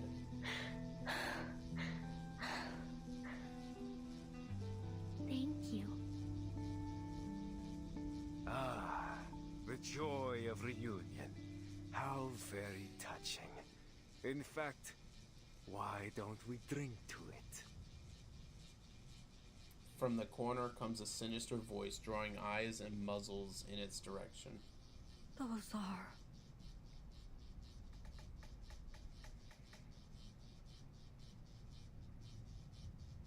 Corpses by the dozens piled high into a nauseating hill of flesh. The surface layer rots away, exposing pale gray sinew and trails dangling and... oh my gosh. The surface layer rots away, exposing pale gray sinew, entrails dangling in tangles, blood oozing down like a sticky mire. Pyros sits atop the mound, lounging. The bodies of the passengers. And the soldiers, too. Oh, it's disgusting. Is that all you see? You never did have an eye for detail, Iglika. His sharp grin deepens. Look closer. Your Foundation friend might find a little surprise. Oh, the squad. The investigator spots familiar checkered uniforms and marks among the heap. Squad 77. All of them. Indeed. I worried they'd prove irksome if not dealt with, so I handled them before they even boarded the train. Dark red eyes sweep past her with casual indifference. Though it seems one managed to slip her way on board. So he must have bit that dude back at the train station.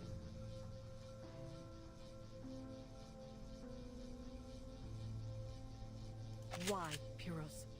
I need a reason.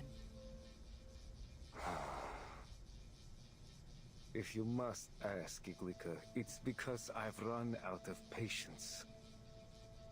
People and their endless games, wars, one after another, and following it, exile and despair. And do you know where it all began? Uh-oh. He hoists a limp arm, blood streams down it like a red river. Blood. Too many bloodlines are bound to this land, each serving their own desires. I was about to say he's gonna For start. centuries, He's gonna start spouting Manus propaganda. Snapped at each other, unable to cooperate, unwilling to unite, never satisfied with peace. I tried to break them free from this cycle. Did everything I could, including joining the Liberation Front. You could have told me this. We could have talked about it. Oh, I could have, Iglika. But why use words when it is already clear to see? Don't you hear it? When you close your eyes at night, don't you feel the distant tremors of their cries? After you left the Liberation Front, after all others had forgotten how to even speak of our cause, a voice came to me. A voice from the heavens. She heard my prayers and showed me a new path. Arcana. He gestures toward the mound of bodies, eyes blazing. A path of unity, where all would share the same blood, the same interest, the same goal. At the crack of gunfire, Pyrrhus vanishes, a shot clipping only a few fluttering bats.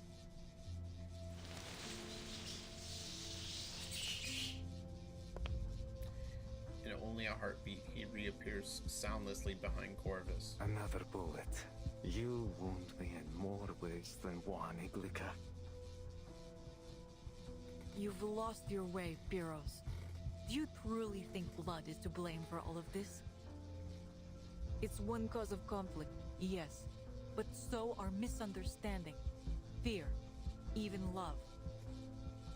To blame everything on bloodlines means choosing a simple lie over a complicated truth. You haven't thought deeply enough then, dear Iglika. Look at these causes. Examine them at the root. And what do you find, Human nature. And our nature, old friend, is set by our blood. The vampire spreads his arms before the hill of flesh, his maddened eyes ablaze with baleful violence. Listen to me. Imagine a world with no bloodshed. Where everyone is free of mortal weakness and given infinite time to enjoy the pleasures of this earth. Our shared bloodline serving as a bond, not a line of division, so that all our hearts might beat as one. Race, color, creed, all would melt away in the face of this great family we will create. Was that not your vision once, Iglika? You want the world without bloodshed. Huh. Ironic. Your methods tell a different story. Look around you, Pyros. She lost her You're accent for a starting second. a war, not ending one. Unity, really? Things didn't go your way, so now you'll drag us all to hell along with you.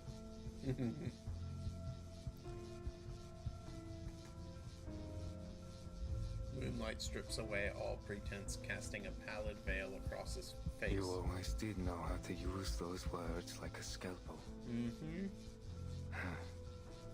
I was a fool to think you'd stand with me again. He sighs, turning his eyes with strange softness toward the stewardess. Aima. Come. This battle will be fierce, and I won't allow my blood to come to harm. His blood? She's...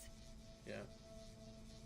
Figured as much. Semmelweis darts her eyes from face to face, loose threads knitting in her mind. Aima steps forward as every eye turns to her. Uncle Tyros. Aima. A voice calls out from behind and she halts. She looks back, the woolly red scarf brushing her. She looks back, the woolly red scarf brushing her cheek. She grips it tight, slowly and firmly, locking with her uncle's eyes. Forgive me, Uncle. I love you dearly, and I'm grateful for all you've done. But I can't. You know how much the Danube Dawn means to me. Please, stop. I don't want anyone else to get hurt. Too late for that. She steps back to stand proud and defiant among her people. Blood of my blood. Of all people, you choose to stand against me. And you... Men, women, the old, the young, each stands ready from a measured distance, brimming with fear, disgust, and scorn. They build a silent wall, cutting him off. Beneath it yawns a chasm no words could ever cross. You look at me like I'm some kind of monster. Yeah. He laughs with a twitch, then inhales deeply and resumes his malevolent composure. Well, I tried, but I always knew preaching would only get me so far. Violence, religion, politics, marriage. Our predecessors sought every means to unite us, but greed has always been stronger. Still, I was naive enough to hope we'd finally put aside our differences. Ruins, battlefields, countless headstones, and beneath every one, a blood debt unpaid.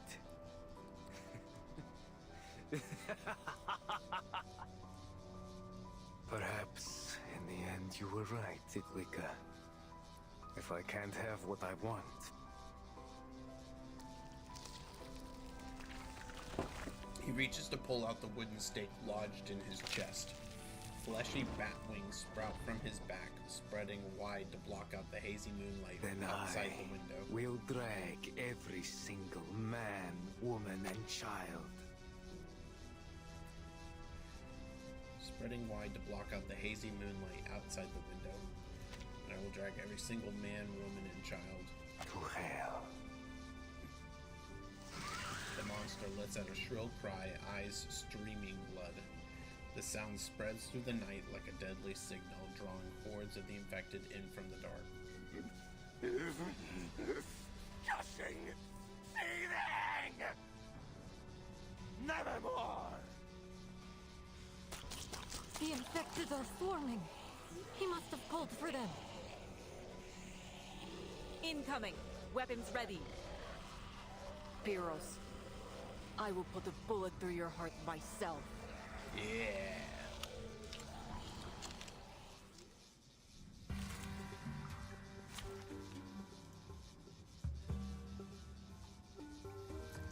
Should be able to still do this with this team. Join with us, comrades.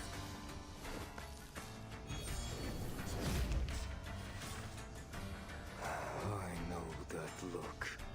Determined, resolute. Never thought it would be trained on me, along with the barrel of a gun.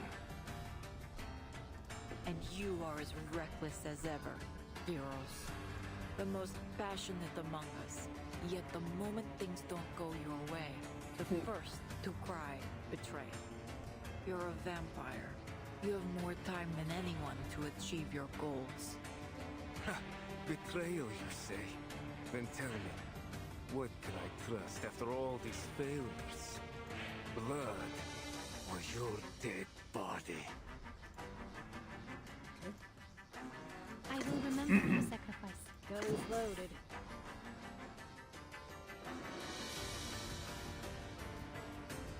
The way. Or this one. Hot scale. Regaining control of our bodies. Great. Come space.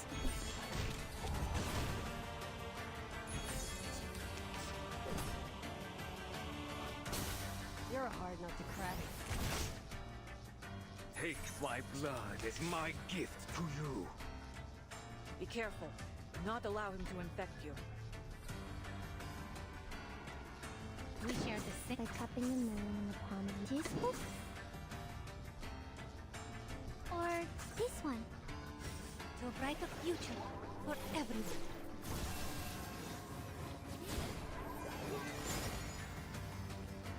I am the waves in the ocean and the stars in the sky.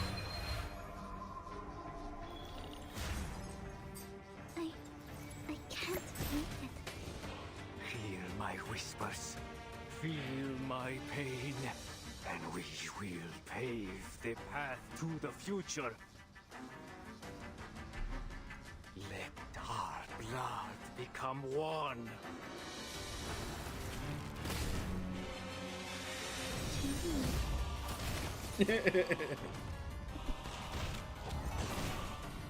Marcus is like, nope. Cheer up.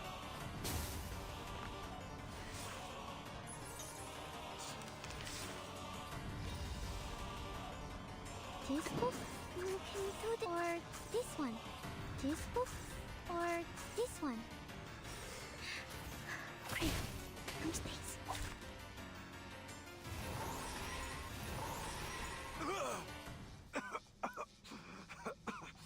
No. That was for Squad 77. Reason, please. Was I helpful, timekeeper?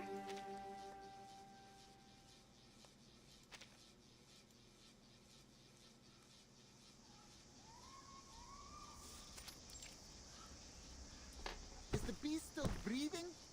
Hey, you!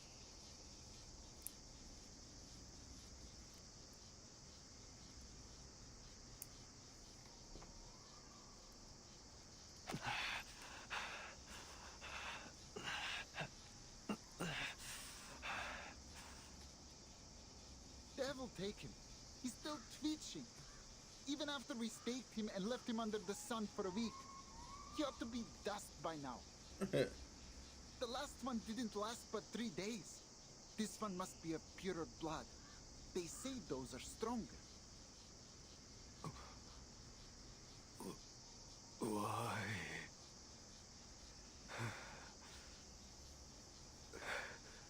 I never hurt any of you. What's that? Why? 'Cause you're a vampire.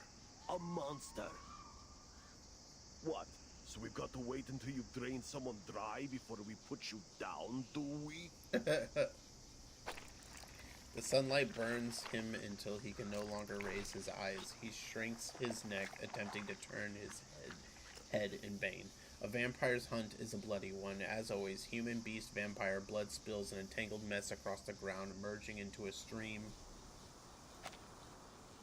that soaks his toes. A breeze stirs, carrying a distant song. The song is ethereal and light, as if drifting from a vast, boundless space, weaving into a comforting net that rises and falls. The purest of emotions. It lifts the weight of fear, frees you from the constraints of mundanity and brings you one step closer to perfection. Who?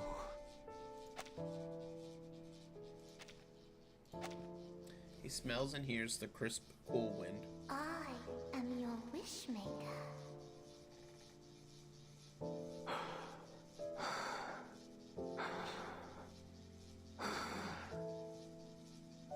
Wish.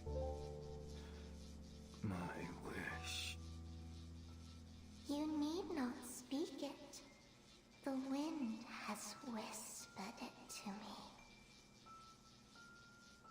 I shall help you achieve greatness, and you will be surrounded by family and friends, never to be alone again.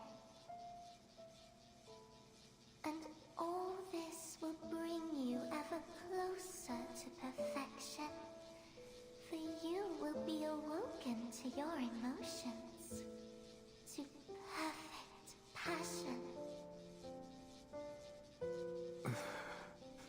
Family.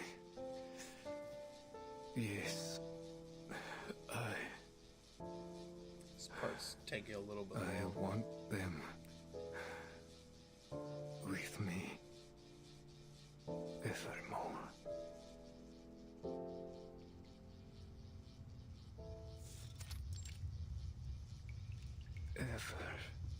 Evermore. The monster shrinks back into human form like a wretched cocoon trembling in the corner, gasping for breath. His neck is torn open, dark blood flowing out like a spring. I'm here. His old comrade stands before him in silence. The space between them is not far, and yet it spans a fathomless deep. Is it over? It is, Beerus.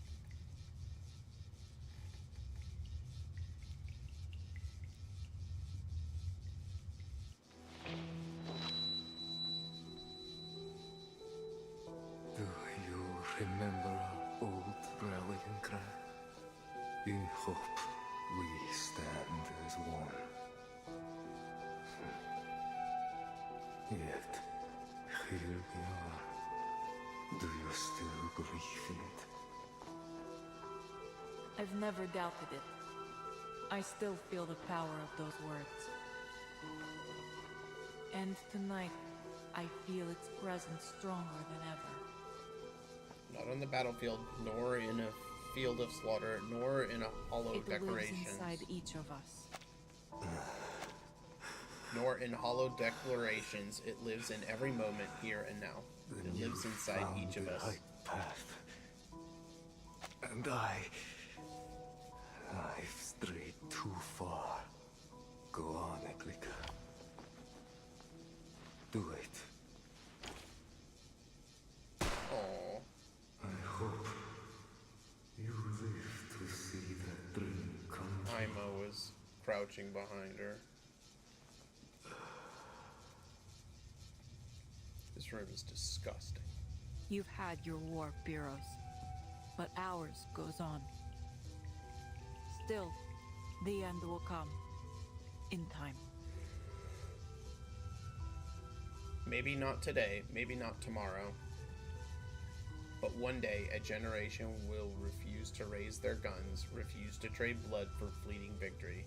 When that day comes, the Danube will flow in peace once more, and lilacs will bloom again over the ruins When of it Belgrade. does, we'll ring the peace bells so loud that all those who rest in the earth hear it. She lowers her weapon, turns on her heel, and walks away.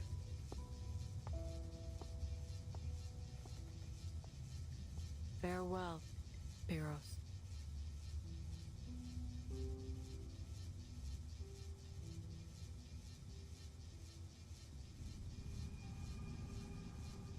Okay.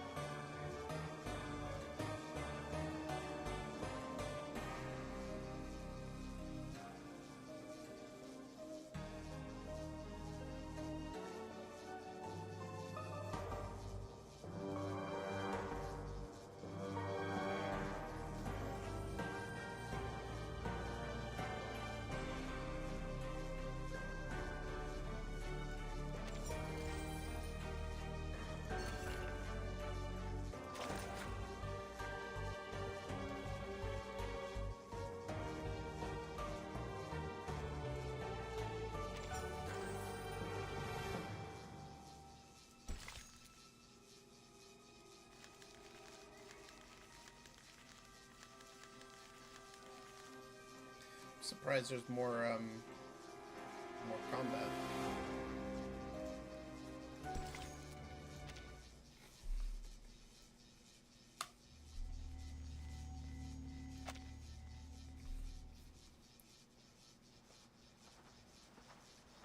Uncle Piros, how much farther do we need to go? I'm feeling a little dizzy. Not long now. The border's just on the other side of the mountain. We'll be there soon. Then, across the lake to Miss Valentina's castle. Valentina? And she'll cure you. She'll make things right.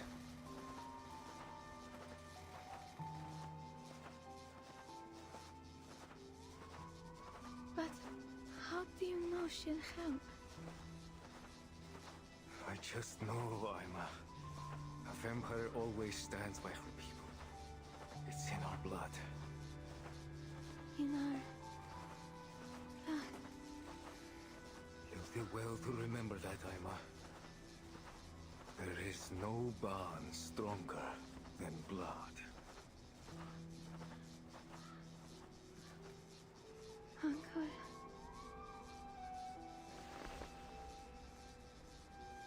Aima gently sets the wooden matryoshka down. Its painted smile is unchanged, as if it remembers the winds along the Danube, the swaying of the train, the murmurs of laughter of her journey. Now its journey has come to an end. It should return to where it belongs, a world without walls, without exile. Perhaps there it will find its answer. Goodbye.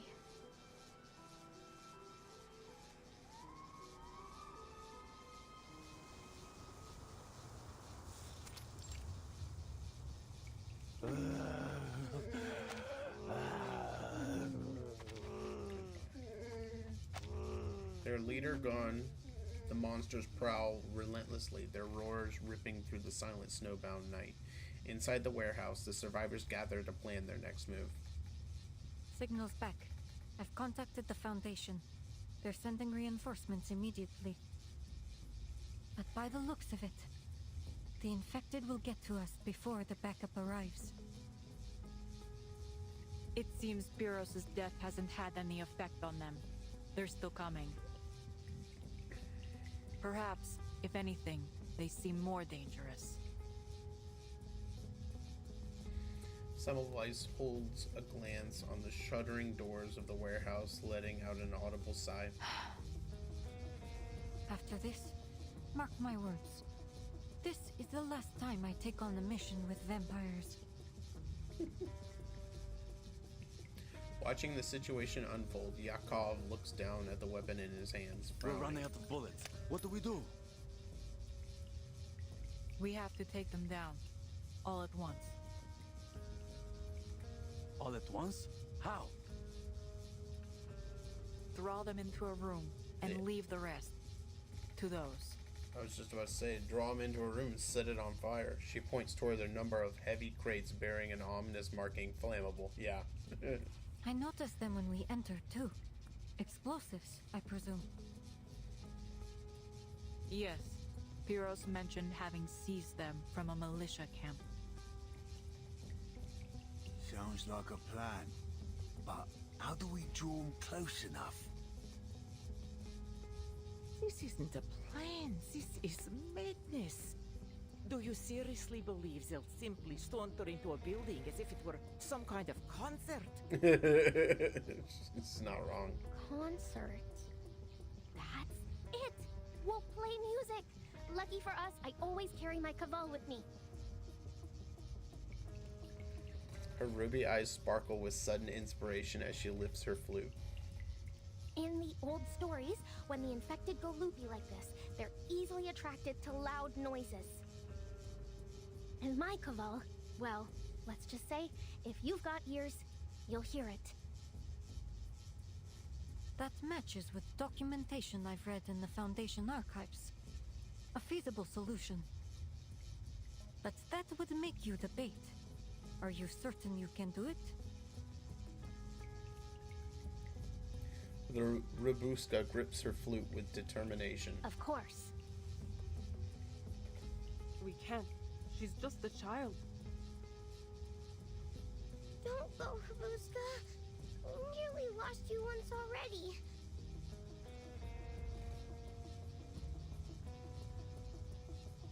Don't worry. I can handle it. I run fast. Those infected won't get close. Besides, me and my Caval can control shadows. I'll make a whole bunch of them as a distraction. See? Tell me, who else could pull that off? One by one, the others shake their heads. Worry and refusal are written across every face, save You're one. not afraid? I'd be lying if I said no. But I'm Rabuska, the all-powerful, the deathless. And you're all counting on me. Corvus nods, offering her a knowing smile. Then go. I believe in you, old pal. See you when this is all over. She straightens her back and salutes clumsily. Corvus pretends not to see, merely turning away and waving to the others. The rest of you, come with me. Time to set the trap. There is no room for failure.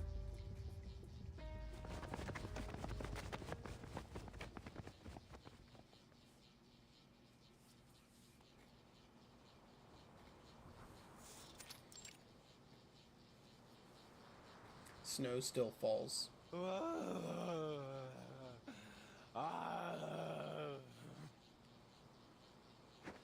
Infected trudge through the whipping snow, moving step by heavy step.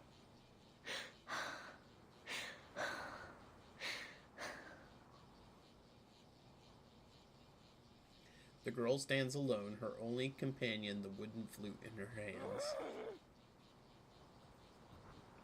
Faces rise from the darkness, pale skin clinging to bone, veins etched across them like dry river beds, and in them she sees another face. Her mother. Come on, Rabuska, you can do it. She steps back once, then forward twice. Mama, forgive me. But I'm not running anymore. The great Rabuska takes a deep breath, lips meeting the waiting flute. It starts with a few clumsy notes, followed by a jumble of uneven chords, but the chords soon weave together and the melody resonates up through the biting cold.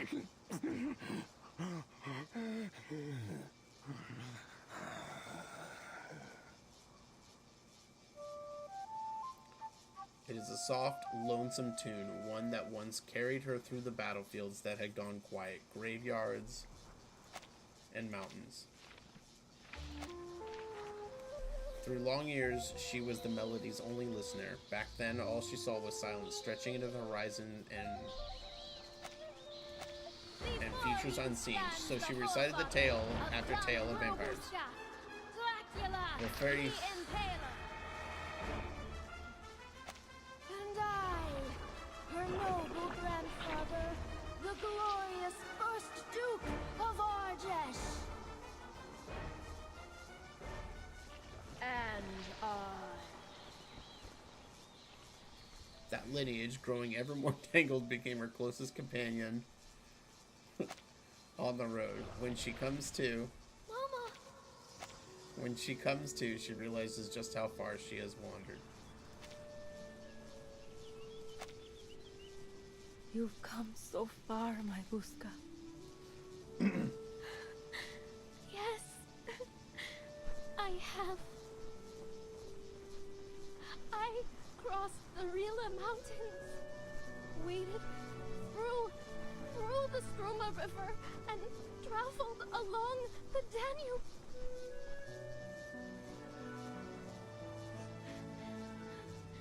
Oh, I even rode a train. You sound happy, my dear girl. Happy?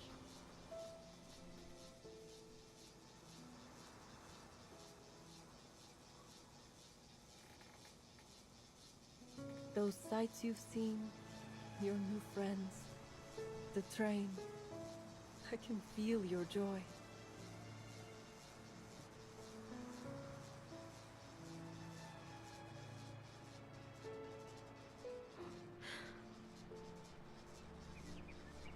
In the fading flute's descent, the last note melts into sunlight.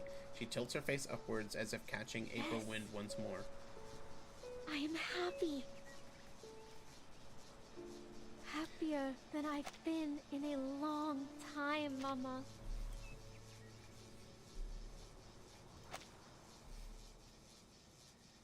She's done it. The infected are swarming together.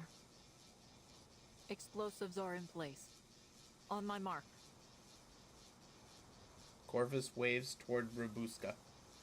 She instantly understands, slipping out from the shadows until she is free of the infected encirclement. All is ready. The conductress narrows her gaze and gives the final order. 3, 2, 1.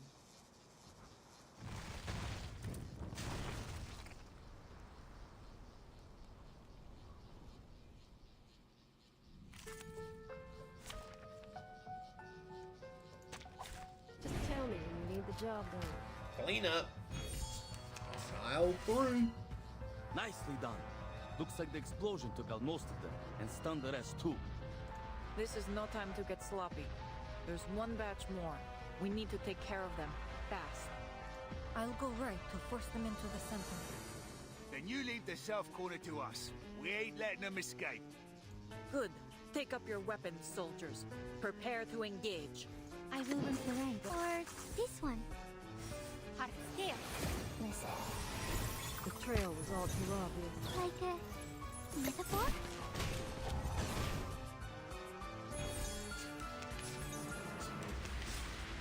Like a wish trail's teaspoon? I am the waves in the ocean and the stars in the sky.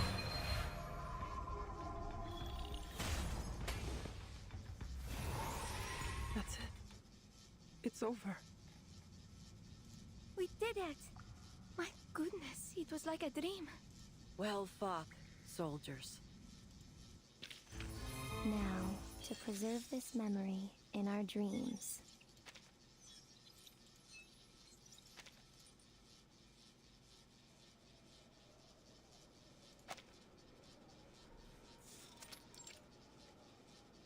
Please form a line and await registration.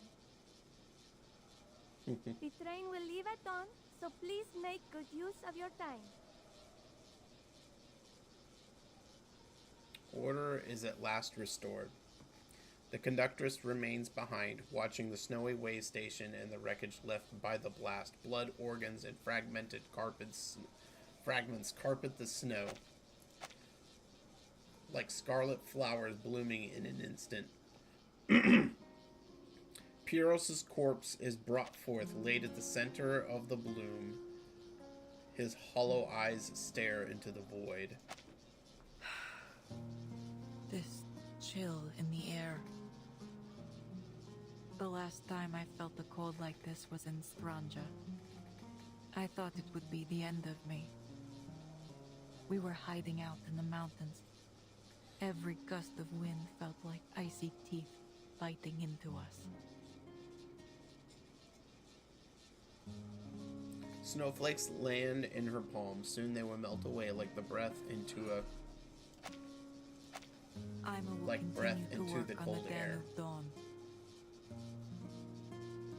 Aima will continue to work on the Danube at dawn. Who would ever suspect a gentle girl like her of being a vampire? She'll be able to live a quiet life. She'll need blood from time to time, and I will provide it. She mutters to herself, then frowns, glancing to the side.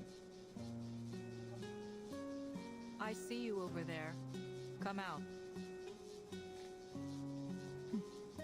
Eyes as sharp as ever, I see. Nothing escapes you. Do I know you? Do you know me? We were partners. That is, until you were lost to us in that accident.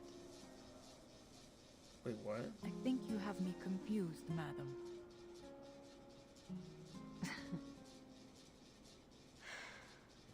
She sighs deeply. Indeed. How unfortunate that the similarities only go skin deep.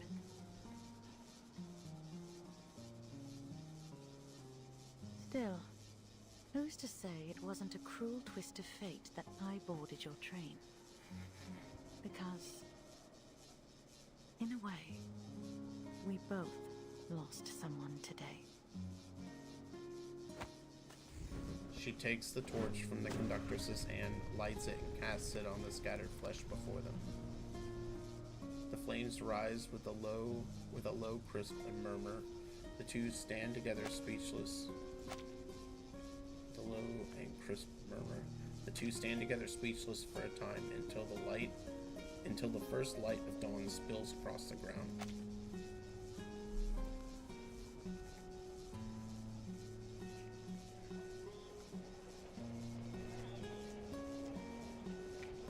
Dawn at last.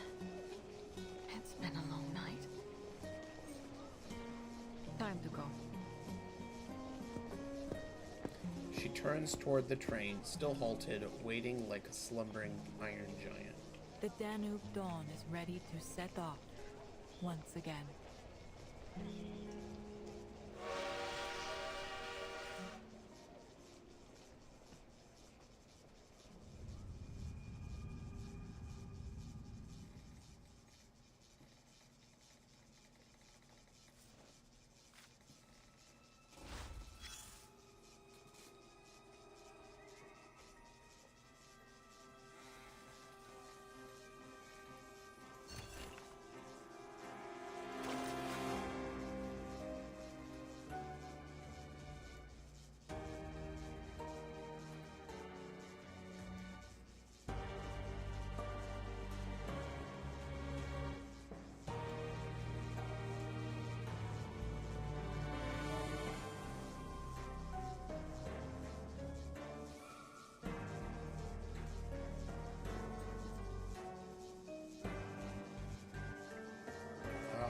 Okay.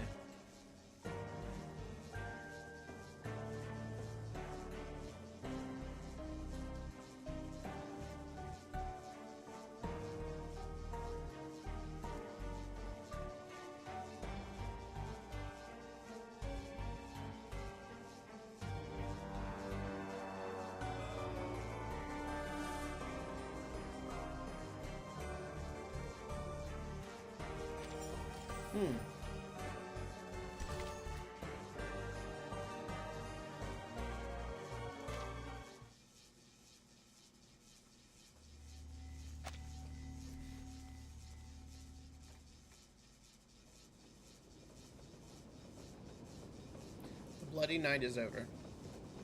The train pushes west, weaving across snowy fields as it follows the path of the Danube. Only when they spy Schney's chain bridge shimmering over the river do they realize their ordeal is over.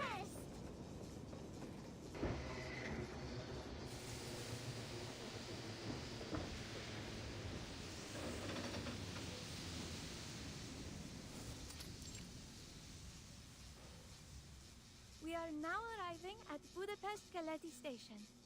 Please gather your belongings and form an orderly line. The stewardess maintains order on the platform, pale cheeks touched with the golden morning light. Thank you for an unforgettable journey. I don't believe I've ever gathered so much useful material on a single trip. I'm almost tempted to write a novel.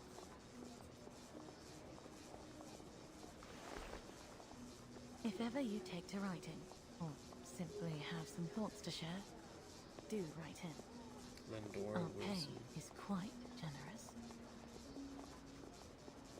She passes a card to the stewardess. Here, our contact details. I hope to hear from you soon. Atu Magazine Editor-in-Chief, Pandora Wilson. Atu? What an unusual name. When she lifts her head again, the crowd surges by, and Verity is nowhere to be seen. Ima stares down blankly until a loud cheer pulls her back. Goodbye, Madam Sonia. Goodbye, Mr. Yakov. And you, Mr. Arbuthnot, sir. No, don't say goodbye. You promise you'll write to us? Children cling to Robuska, unwilling to part. Cross my heart. And I'll send gifts. Christmas, birthdays, the whole lot. Hey, don't promise more than you can. Really? Can I have a ruby eyeball for Thanksgiving? And vampire bangs for Halloween? Oh, me too, me too! Such naughty children. Who told you it was appropriate to demand gifts from others like that? The governess's stern scolding is drowned out by their joyous shouts. I do apologize. I don't know where their manners have gone. No need to worry, ma'am. I'd love to send them some things. It would make me more than happy. You're very kind, Miss Robuska. I'll be sure they prepare something for you in return.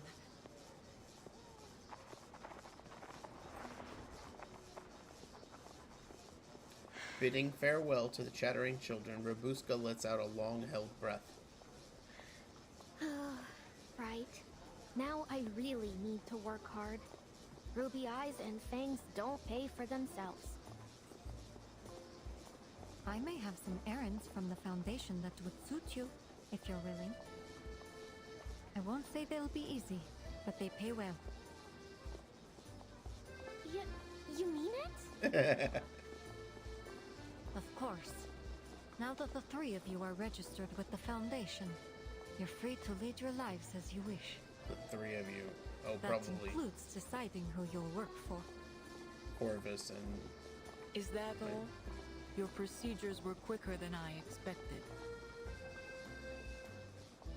For a moment, I thought you'd take us away to the Foundation and lock us up. Oh. I admit I did toss the idea around.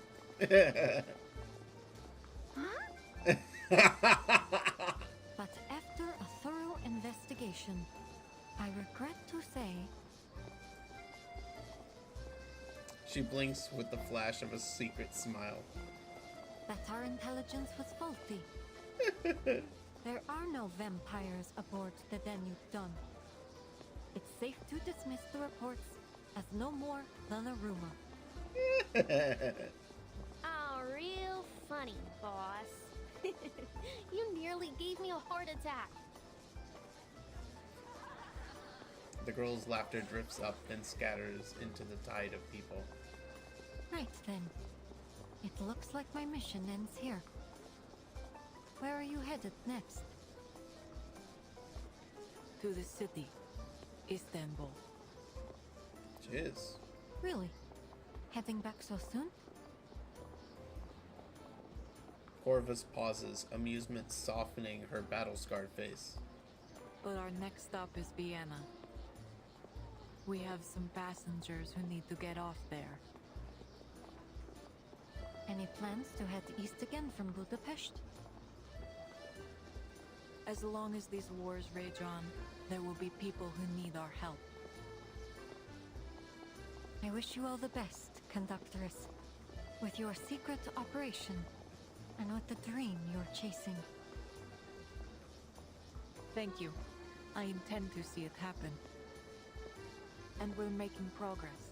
Especially now that I can count on not just one, but 2 vampires to assist me. What's this stuff inside her coat?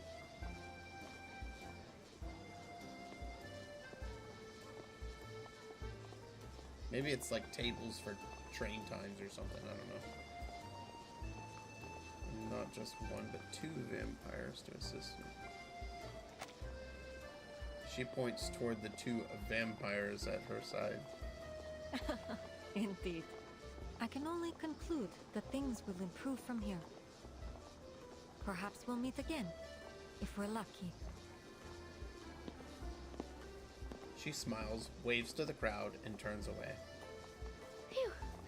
I honestly thought she meant it when she said she'd lock us up. Vampires aren't meant to be locked up in a cell. I'm curious, Ruby. If you were given another chance to become a vampire, would you take it? Ruby's eyes dance around and find their rest when they meet Aima's Given a face. chance? I don't need a chance. I am a vampire. Haven't you heard of me? The nightmare haunting the Danube Dawn. The terrifying monster, Robuska the vampire. She prowls the train, looking for anyone who might cause trouble. And if they do, she'll see them punished. Investigators, arcanists, the conductress herself. Ha! She can take them all single-handedly. And her shadow friends will gobble up anyone who dares stand in her way. Aha!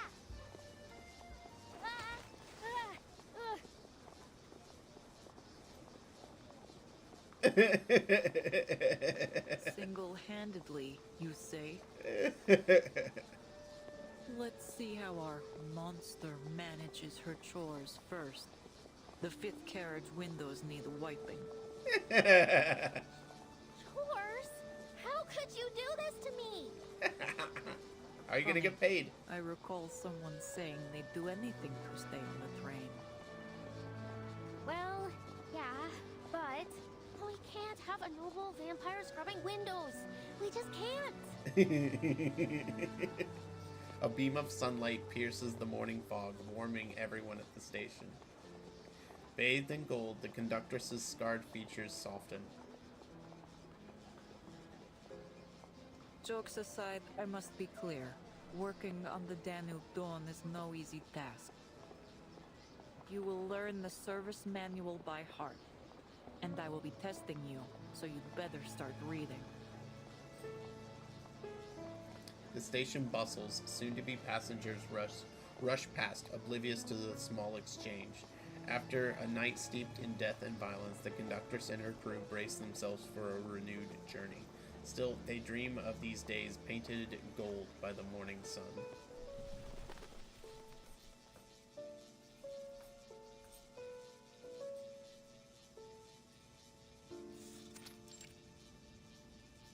On November 30th, 1912, I boarded the Danube Dawn and encountered a young arcanist named Robuska, and the conductress of the train, Corvus, among others.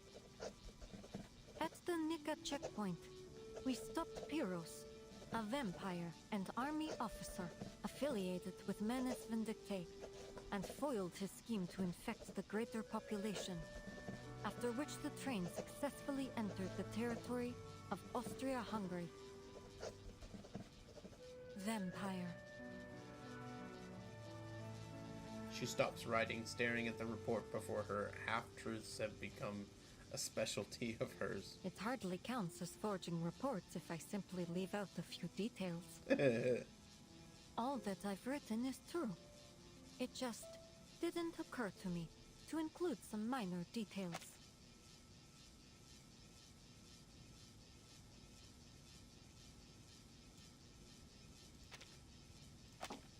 Miss Semmelweis. No need to worry. I'll turn in the report by the end of the day. Oh, I'm not here for the report.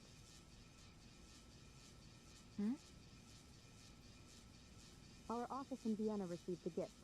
They were asked to pass it along to you. The young clerk leaves a small gift box by the door and slips away. A gift? Could it be... She slices the letter open with her fingernail. The scroll is uneven, the corner stained with 2 thick drops of blood like wax seal. Semmelweis of the St. Pavlov Foundation. Then her eyes fall on the illustrious, overlong, and entirely playful signature. The youngest descendant of Arnold V, Voivoda of Wallachia, true heir of Savonovich, first Duke of Argesh, rightful lady of Castle Argesh, daughter of Arnold VI. And the bravest vampire of the century, Robuska, sends her regards.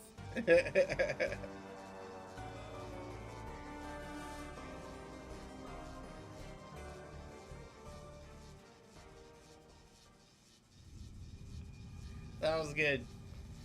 Man, that story was intense. I gotta say, it... Well, hang on, let's look at this first before I say anything.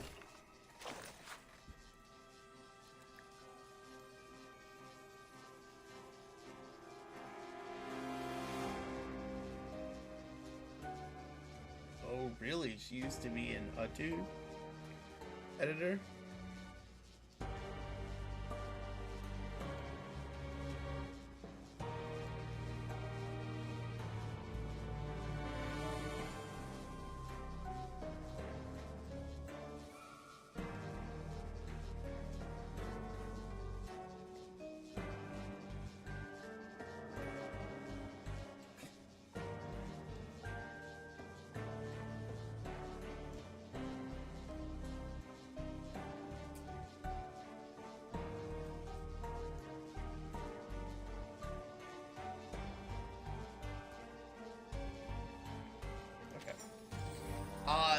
One of the problems that Reverse 1999 Stories have is sometimes it takes too long to get into it. Like, there's just way too much setup, and I think this time it took until like here, so half the story,